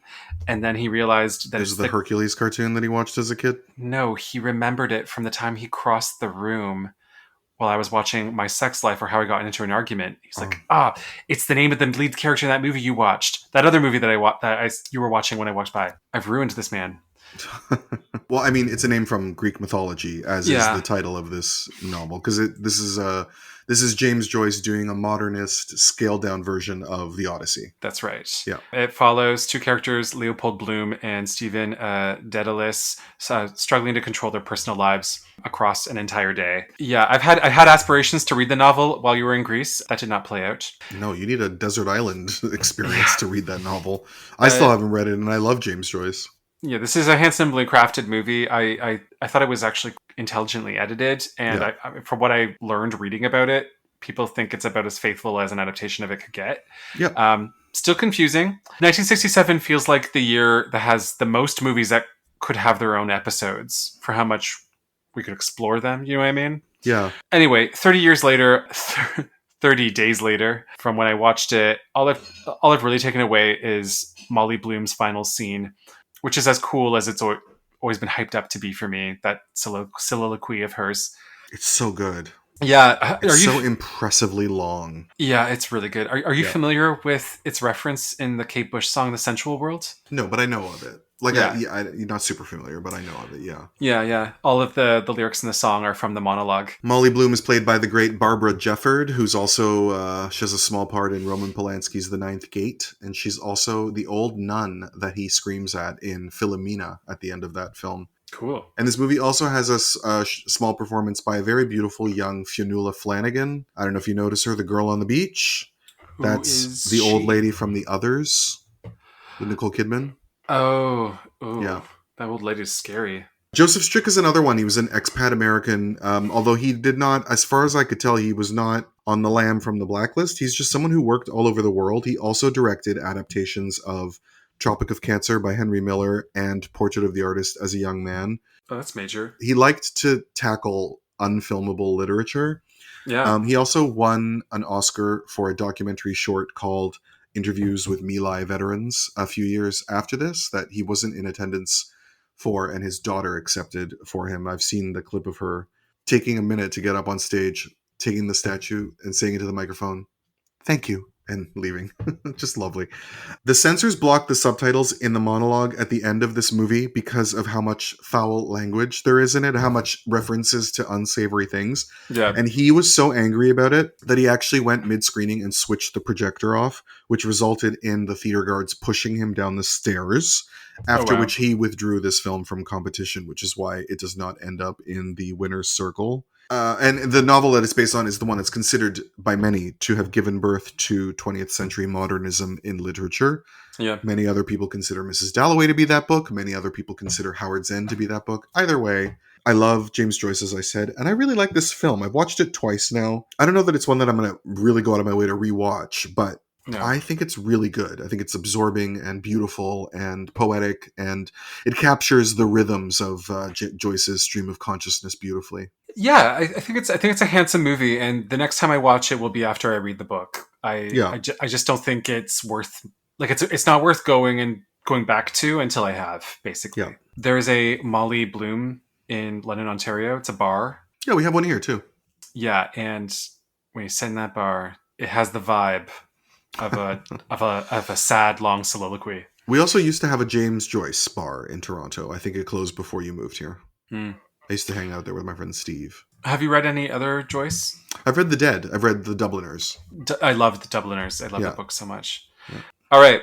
Last movie in our competition before we get to our unfound movies and our unlocatable movies and our Dand and our Palme d'Or. You're a Big Boy Now by a young Francis Ford Coppola from the United States. This is his thesis film from UCLA. Francis Ford Coppola would be back in competition a couple more times, winning the Palme d'Or both times, with The Conversation in 1974 and Apocalypse Now in 1979, which he wins alongside Volker Schlöndorff, who's in competition in 1967. And then he would return decades later with his magnum opus, Megalopolis, in 2024. And Greg and I are seeing the doc about it on Monday, and we will report back on the next episode. We will report back. This movie earned an Oscar nomination for Geraldine Page, who I'm giving a one-time award to for the Prix de faire le travail, for doing the work. I love her. First of all, the award should go to her wigs in this movie because they are doing some very heavy lifting. Yeah. There's no one greater than Geraldine Page. This is her 4th Oscar nomination and the only nominated performance of hers that I hadn't yet seen. A confused post-teenage virgin, Bernard Chanticleer, moves to New York City, falls for cold-hearted, inscrutable go-go dancer Barbara Darling, then finds true love with a loyal lass. And don't forget the most important part, we find out how pretzels are made. We do. I think you like this movie more than me. I think the best thing about this movie is its poster art. You know, my rating book gives this movie 4.5 out of 5, which is excessive. I think this movie is a silly good time, but it's extremely shallow, and I couldn't possibly say that it's worth more than the sum of its most enjoyable elements, which is, you know, these great performances, a groovy 60s vibe. I love watching them walk through the streets of Manhattan in those scenes where they're on their dates, because it's like the Taxi Driver Manhattan, even though this is supposed to be a lighthearted comedy. But I don't know, this kind of like, again, coming of age story, cutting the apron strings from your mom, all that stuff. There's a similar movie called The Landlord a few years after this that I like a lot more. There's other movies a lot like this one that I like a lot more. I don't like it when it's Catcher in the Rye. I don't like it when it's Harold and Maude. I'm certainly not going to like it in this quality. Sure. It's got cool things going on about it, though. I love the opening credits set in the New York Public Library. I love seeing Karen Black always. So sweet. I do have questions about how Coppola was able to pull this off. This is quite a polished early effort. Like, it's got both of Geraldine Page and Rip Torn, who were married at the time. He's got Spice Girl Julie Harris. Mm-hmm. He's got music by the Levin Spoonful. Julie Harris is not a Spice Girl. What was her second nom for? It's not. Her one nomination is in Best Actress. It's not supporting. Well, fuck my drag. Why are you doing this show? Why am I sharing the stage with you?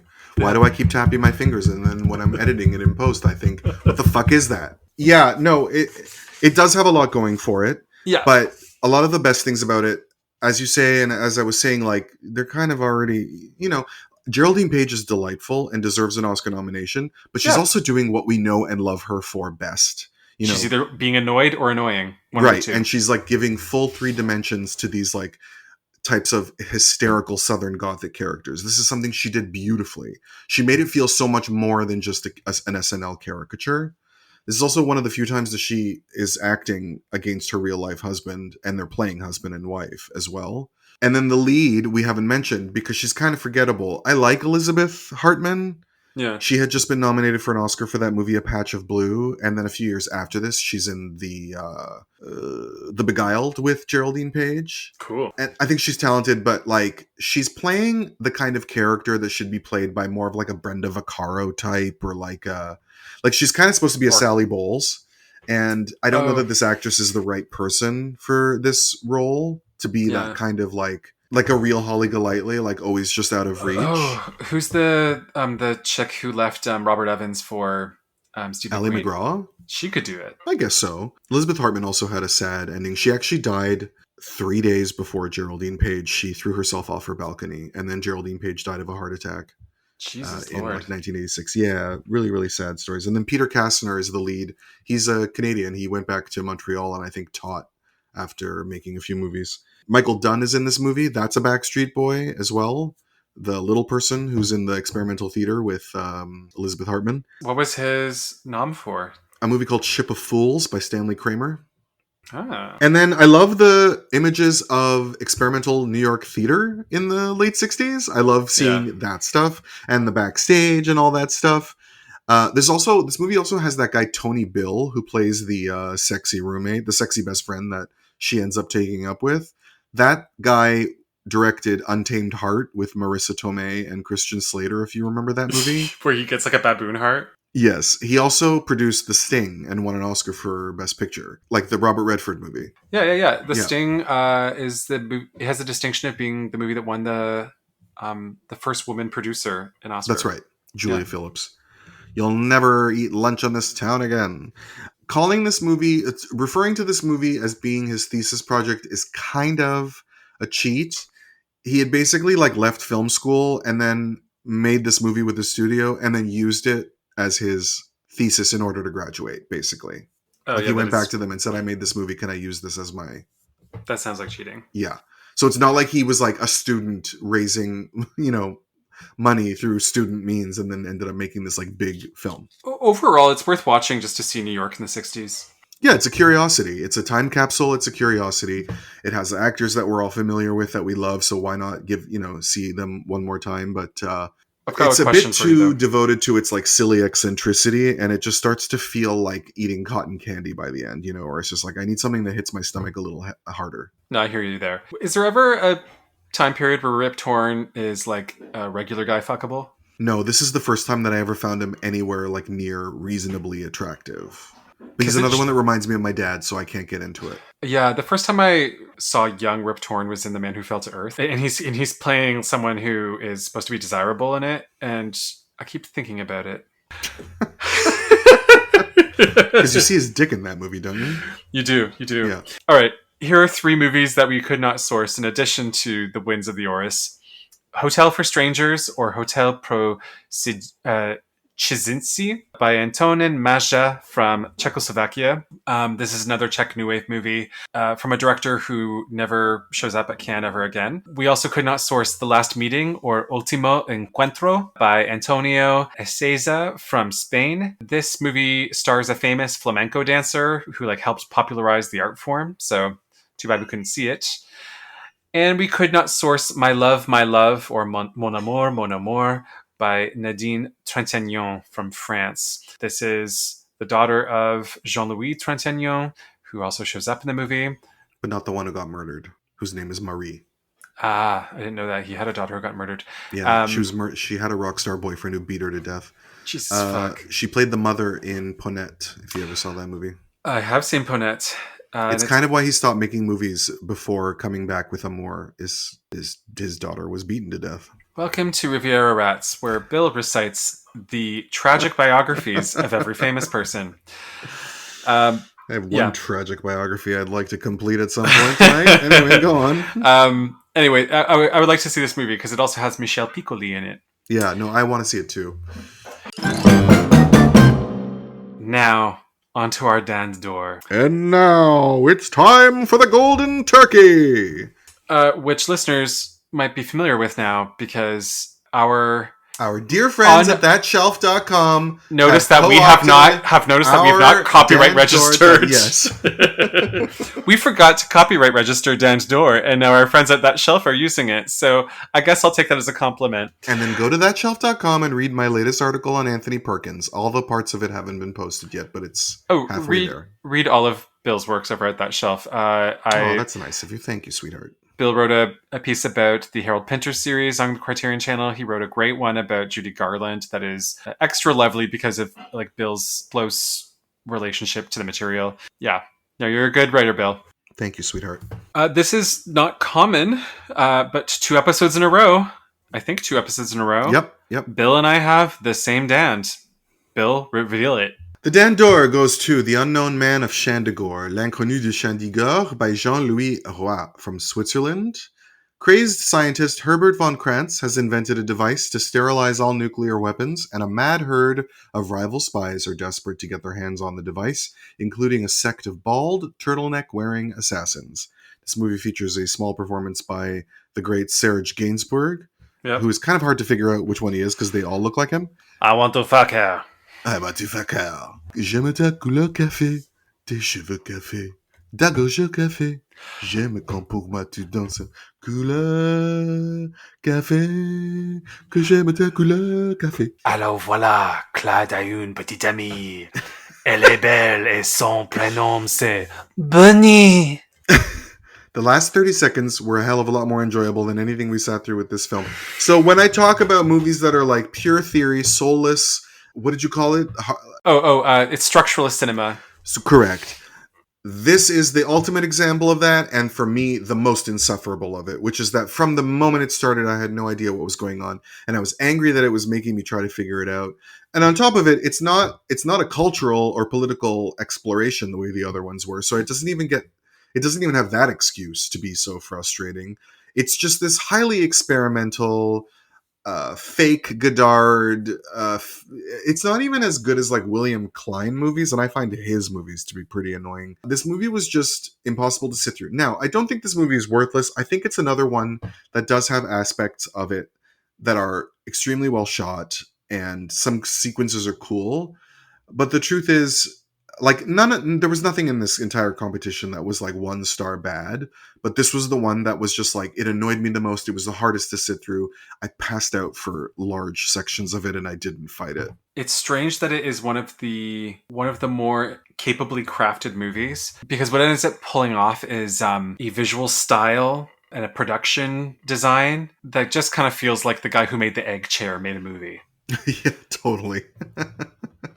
It's like a porno version of the Jetsons. All the bald guys in turtlenecks look like less interesting versions of the overlords from La Jetée and 12 Monkeys.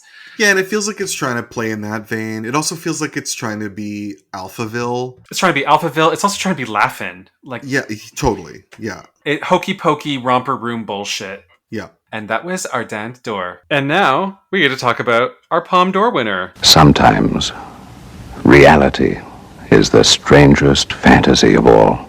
A little movie called Blowup by Michelangelo Antonioni from United Kingdom and Italy. We've talked about Antonioni a lot already on this pod, and I don't know if we're going to do it much more after this, unfortunately, because we first talked about him in our 1960 episode when he won the second prize for L'Avventura, and we talked about him again in our 1975 episode when we talked about The Passenger, and we talked about him in our 1982 episode when we covered Identification of a Woman. Yeah, so we've only got one left. We've got Les Clis left from 1962. Les Clis. Les Clis.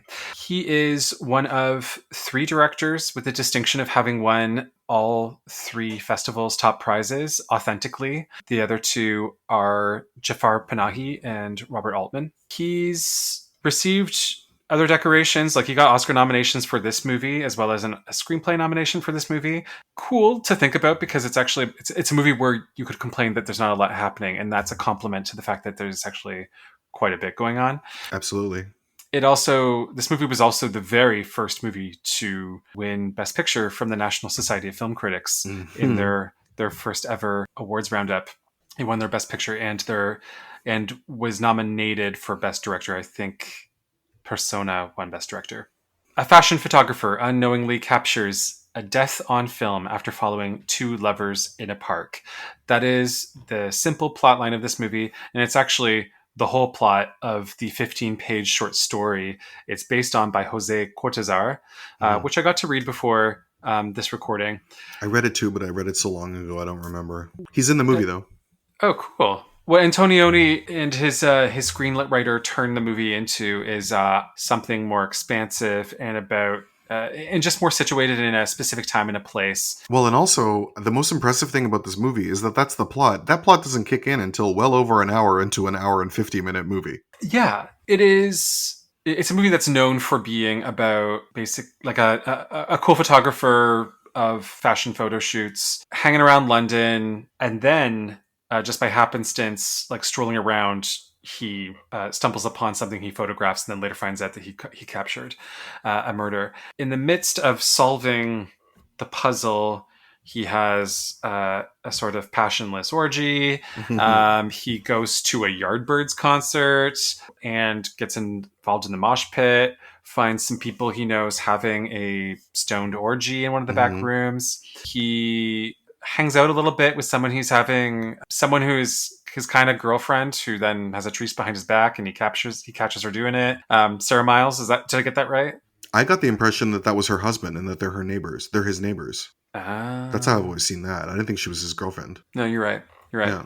That scene is so sexy. Him plugging away at her like that while she's talking to him, or like making faces at him to. And then the whole movie is bookended at beginning and end with the student mimes during Rag Week. Yeah, which is how you know it's 1967.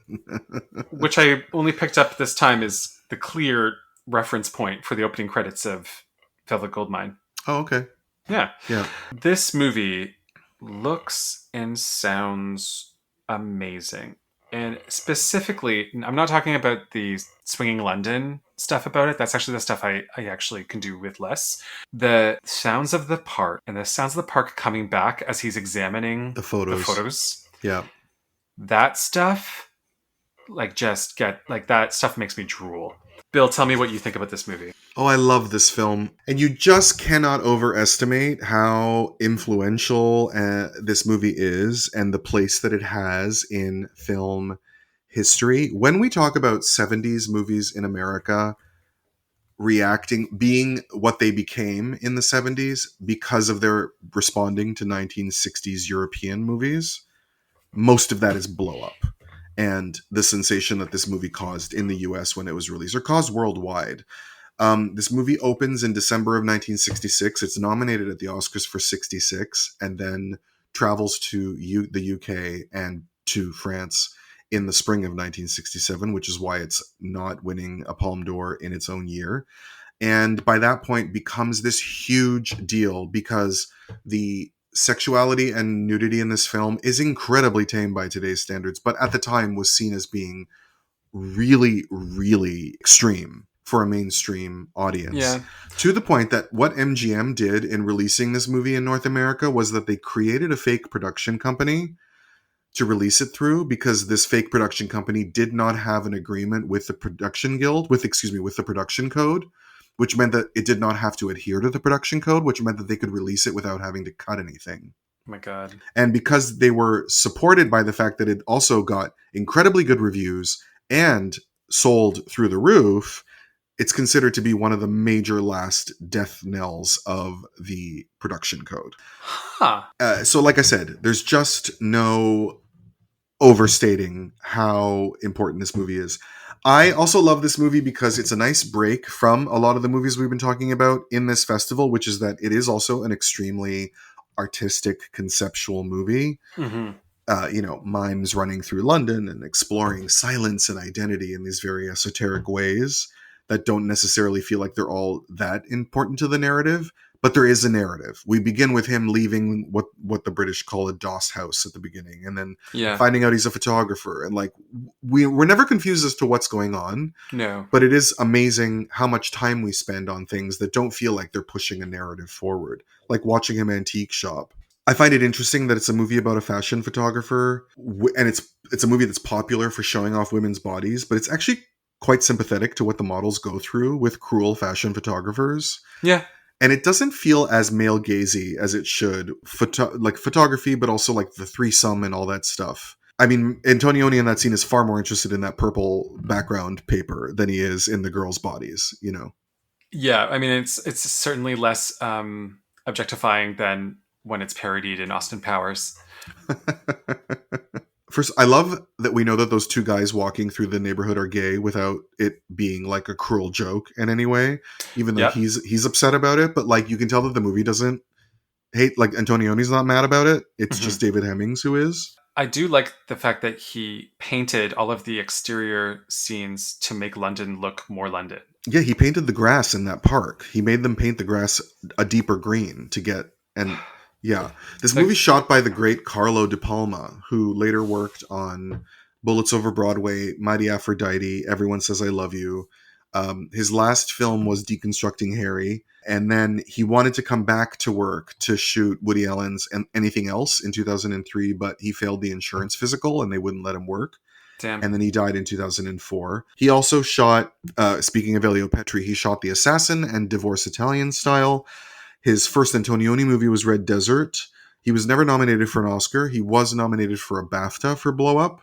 And according to David Hemmings, he and Antonioni fought like cats and dogs every day, all day. And I imagine that Antonioni made them paint the grass because he didn't believe his cinematographer could get the... could film the grass the way he wanted them to. That's funny. I just love this idea of a story popping up surprisingly out of another story, that he's just going about his day doing his job. Oh, yeah. And he accidentally walks into a murder that at the time that this movie comes out is also playing into people's spidey sensey obsession with the JFK assassination. You know, not long after this movie is the Manson murders, and this movie kind of ties into that culture as well. And all of the movies by the guy. Fuck, dude went on to make Pacific Heights. John Schlesinger. Okay, he did make Pacific Heights. Who's the guy who made All the President's Men and Alan J. Pakula. Parallax View? Yeah. Thank you. I love that this movie is so 60s but so modern. You know, like you've got all the people that Patsy talks about on Ab Fab. You've got Vanessa Redgrave bopping her head while she's listening to that music, which is so like mod. But at the same time, it doesn't feel like a dated movie. It feels like a really vibrant time capsule. Yeah. The London of this movie is one where things are always happening. Concert, party, everything's crowded. He has this kind of control over, like he controls the Yardbird show, the way he controls that painted grass, the way that people are all standing silently still watching that concert, which is not how anyone's going to behave at a concert at a London club in the late 60s. And I find it really interesting, you know, Antonioni's obsession with people's inability to connect with meaningless in modernity. The fact that he's capturing swinging London in this era, but then he's also finding something dark beneath its chic surface without being judgmental about it. This isn't a movie about somebody who like ODs at a party. Oh, so that's where that's where we diverge. I actually do feel like he is looking at it with like condescending interest of like a biologist like holding a microscope over bugs. Because the aesthetics are the substance in his work, and that's why. Yeah. Also interesting, the Rolls Royce that he drives in this movie was owned by Jimmy Savile, which is much more significant now than it was at the time. Do you know what that is? No, tell me. He was a very, very, very popular British entertainer who was an OBE and then died. And then they found out that he had sexually assaulted like 500 people from ages 8 to 45. Like hundreds of victims came forward about him. And then they found out that complaints had been made about him to the BBC for years that were ignored because he was making them money. Welcome to Riviera Rats, a famous rape podcast. Yeah. So the only thing I'll say about this movie, in terms of it being a Palme d'Or winner, is that it's a bit, I don't know that it's unfortunate. It's a bit of a cheat that it wins the Palme, considering that it arrives at the festival being a phenomenon. Yeah. Having already come out in the States and already an Oscar nominee at this point, and already the talk of the town. Usually, the thing that we love about Cannes is the fact that winning the Palme d'Or is the beginning of a movie's becoming culturally significant and having a real ride. La Dolce Vita, Anora, Apocalypse Now, and everything in between. Yes. Whereas in this case, they're confirming it rather than initiating it. It's reactive. And it's kind of a shame for the sake of Antonioni, this great filmmaker, that he didn't get the other experience. But, at the same time, I do love this movie. I know that people were tantalized by the nudity, but I think what really was exciting to people was the sense of possibility in this movie. The fact that you always feel like anything could possibly happen. Yeah. I find that really, really exciting about it. And also, I find it really interesting, that scene where he walks in on Sarah Miles having sex with her husband, because it's not movie sexy sex. It's like couples passing the time sex. You know what I mean? Like, they didn't make a nice dinner and put candles. It wasn't a special night. I know what you mean. I've seen this movie many times, and the last times I watched it, I loved it more than this time out. This time, like, it went down in my grading, because I actually think that there's a tighter movie in it. And I say that, like, loving how long of a journey L'Avventura is. I think it's a great shame that L'Avventura comes out the same year as La Dolce Vita, because talk about like Gloria Swanson versus like Bette Davis. Like, I could never take away La Dolce Vita's palm, but L'Avventura should have a palm. I know, it could have won the year after.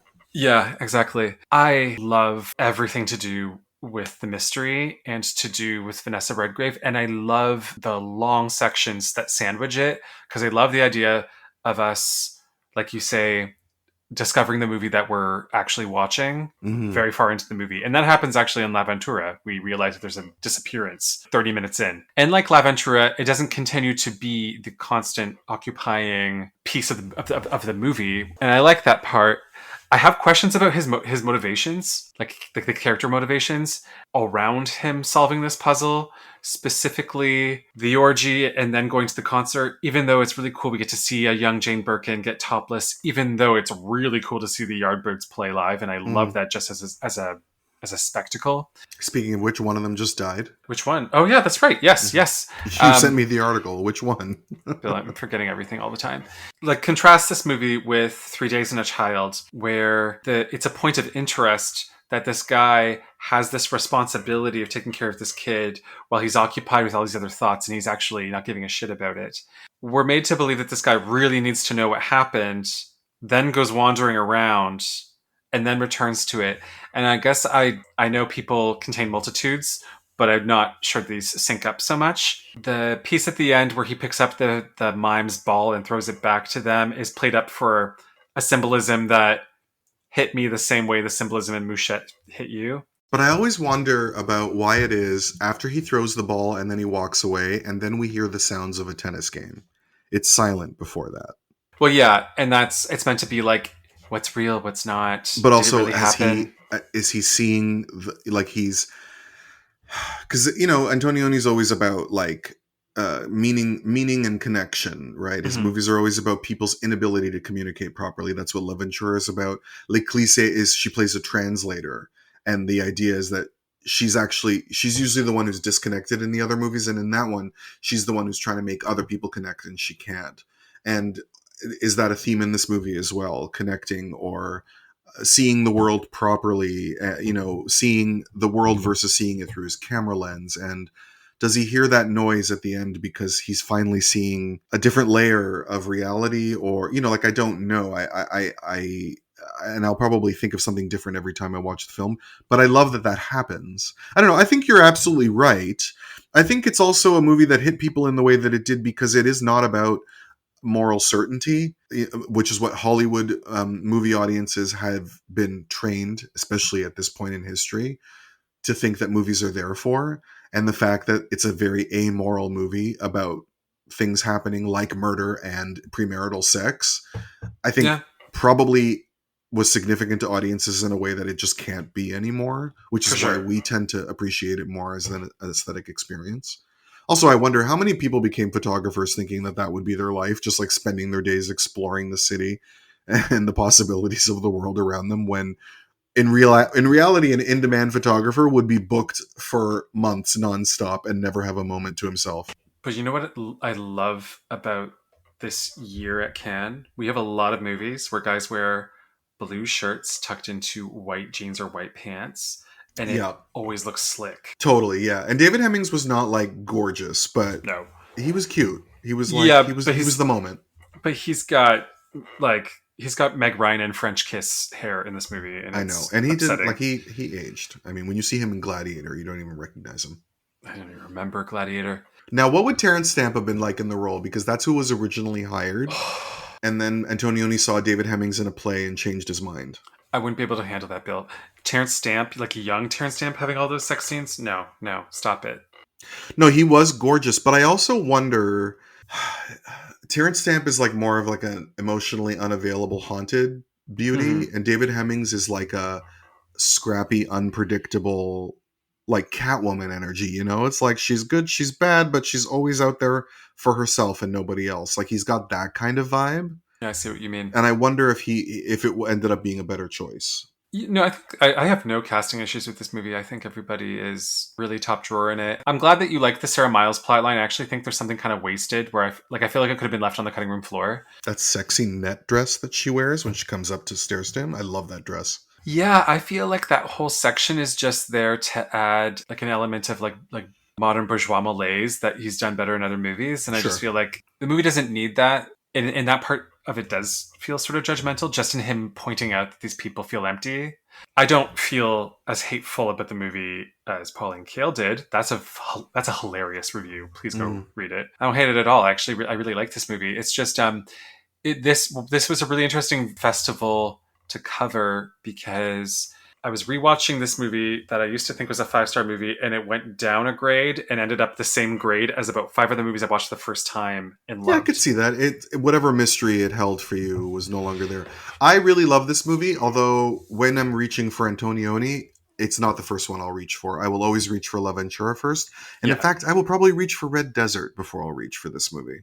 Oh, Red Desert. I mean, you get to see Monica Vitti in color. Yeah. Yeah. And it's another hopelessly pretentious movie that I cannot get enough of. I have still to see La Notte. It's so good. Yeah, I haven't finished that trilogy. We're on a pod. I have to do the job. Like I'm bitching more than I actually dislike this movie. I really like this movie. I don't think you're bitching. I think you're being intelligently critical the way you tend to be. Yeah, it was a shock to me. I was like, oh, this doesn't hit the same way it used to. Because when I first took this movie out from the library because I read about it in a book by the National Society of Film Critics, like it broke my brain. I felt like I was like, when you watch this movie for the first time, it opens worlds for you. Oh yeah.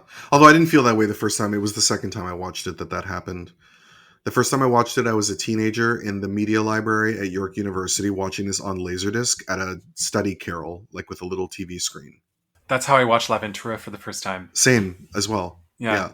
And I didn't like either of them. I didn't really respond to them. I used to, between all of the movies I'd watch for school, just go to the film lab and watch on these tiny screens movies that I could never find at the library. Yeah, same.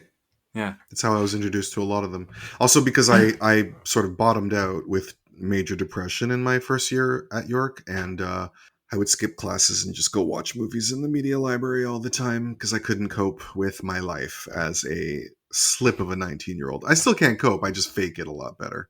That is something. So when you talk about it hitting you different, that is something that has happened so much more since the pandemic than before. And like all movies hit you differently at different times in your life, especially if something you loved when you were in your 20s. Now that I'm in my late 40s, I just have a different brain. It's the same brain, it's different.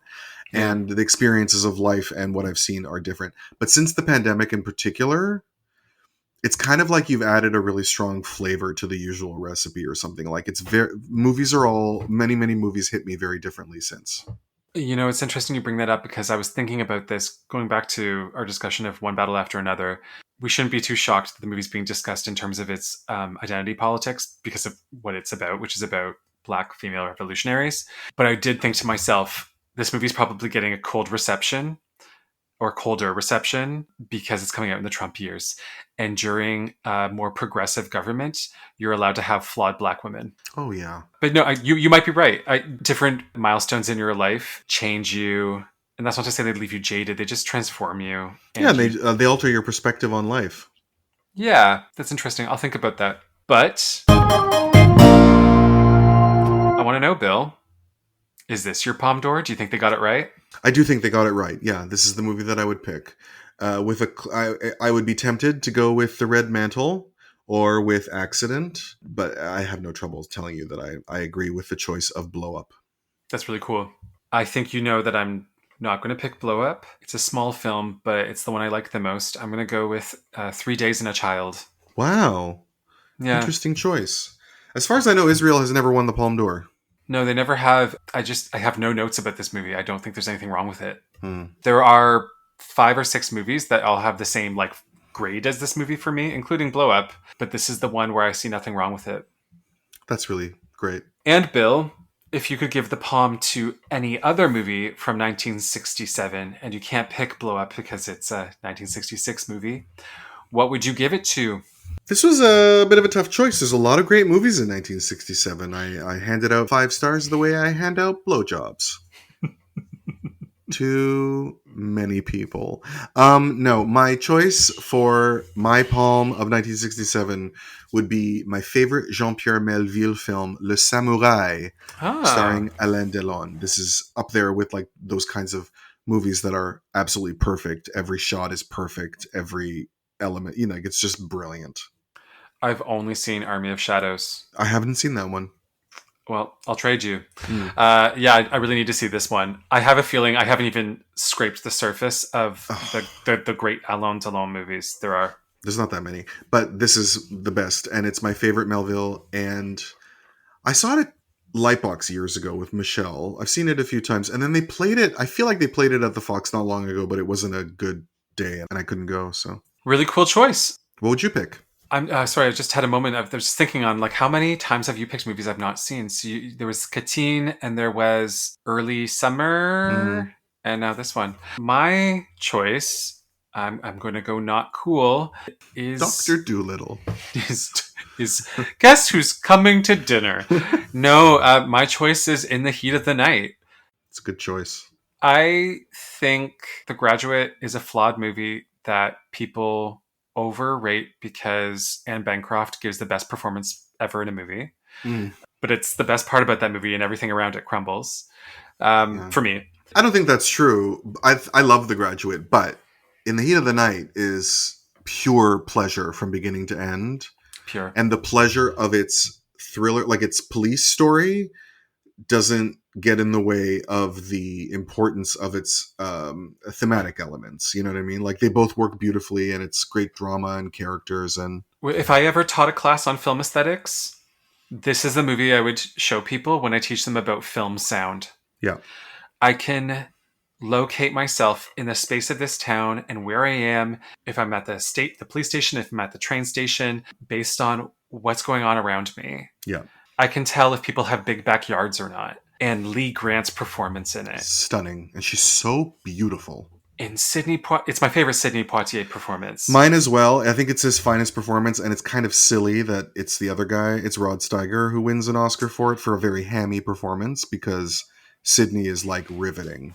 Which has worked against the movie's reputation, I think. I think people remember 1967 as the year where Sidney Poitier didn't get Oscar nominations in movies where he's one of the best performances. And also is in 2 of the Best Picture nominees, and one of a third movie that's like one of the biggest hits of the year. Yeah, this movie is a very good thriller. It is one of those progressively intentioned movies that doesn't feel dated, or in terms of like it's the lexicon it's working with. Yeah. It doesn't feel like Guess Who's Coming to Dinner, which is a movie about old white people teaching a black family to be more open-minded. FYI. Also, like, he is like a fucking Nobel-winning chemist or something, and she's a fucking loser. She is a loser. It's like, what was a Michael Gebert wrote? It's like, it poses the age-old conundrum. What would you do if your bubble-headed daughter brought home a Nobel Prize-winning black scientist? Yeah, I really love this movie, and In the Heat of the Night. In the heat of the night, and I do think it is riding this line between old Hollywood and new Hollywood in a really cool, dynamic way. Yep, absolutely. Bill, tell our listeners what we're doing next. All right, well, we're staying retro with our next episode. We are going back to the second Cannes Film Festival from 1947, in which there really isn't a Palme d'Or. There are 6 awards that go to 6 different films that are considered the best in their categories. And that's what we've got for that year. It's our last time venturing into the 40s. That's right. Yep. This has been a lot of fun, Bill. It's always fun doing this with you, Greg. See you later.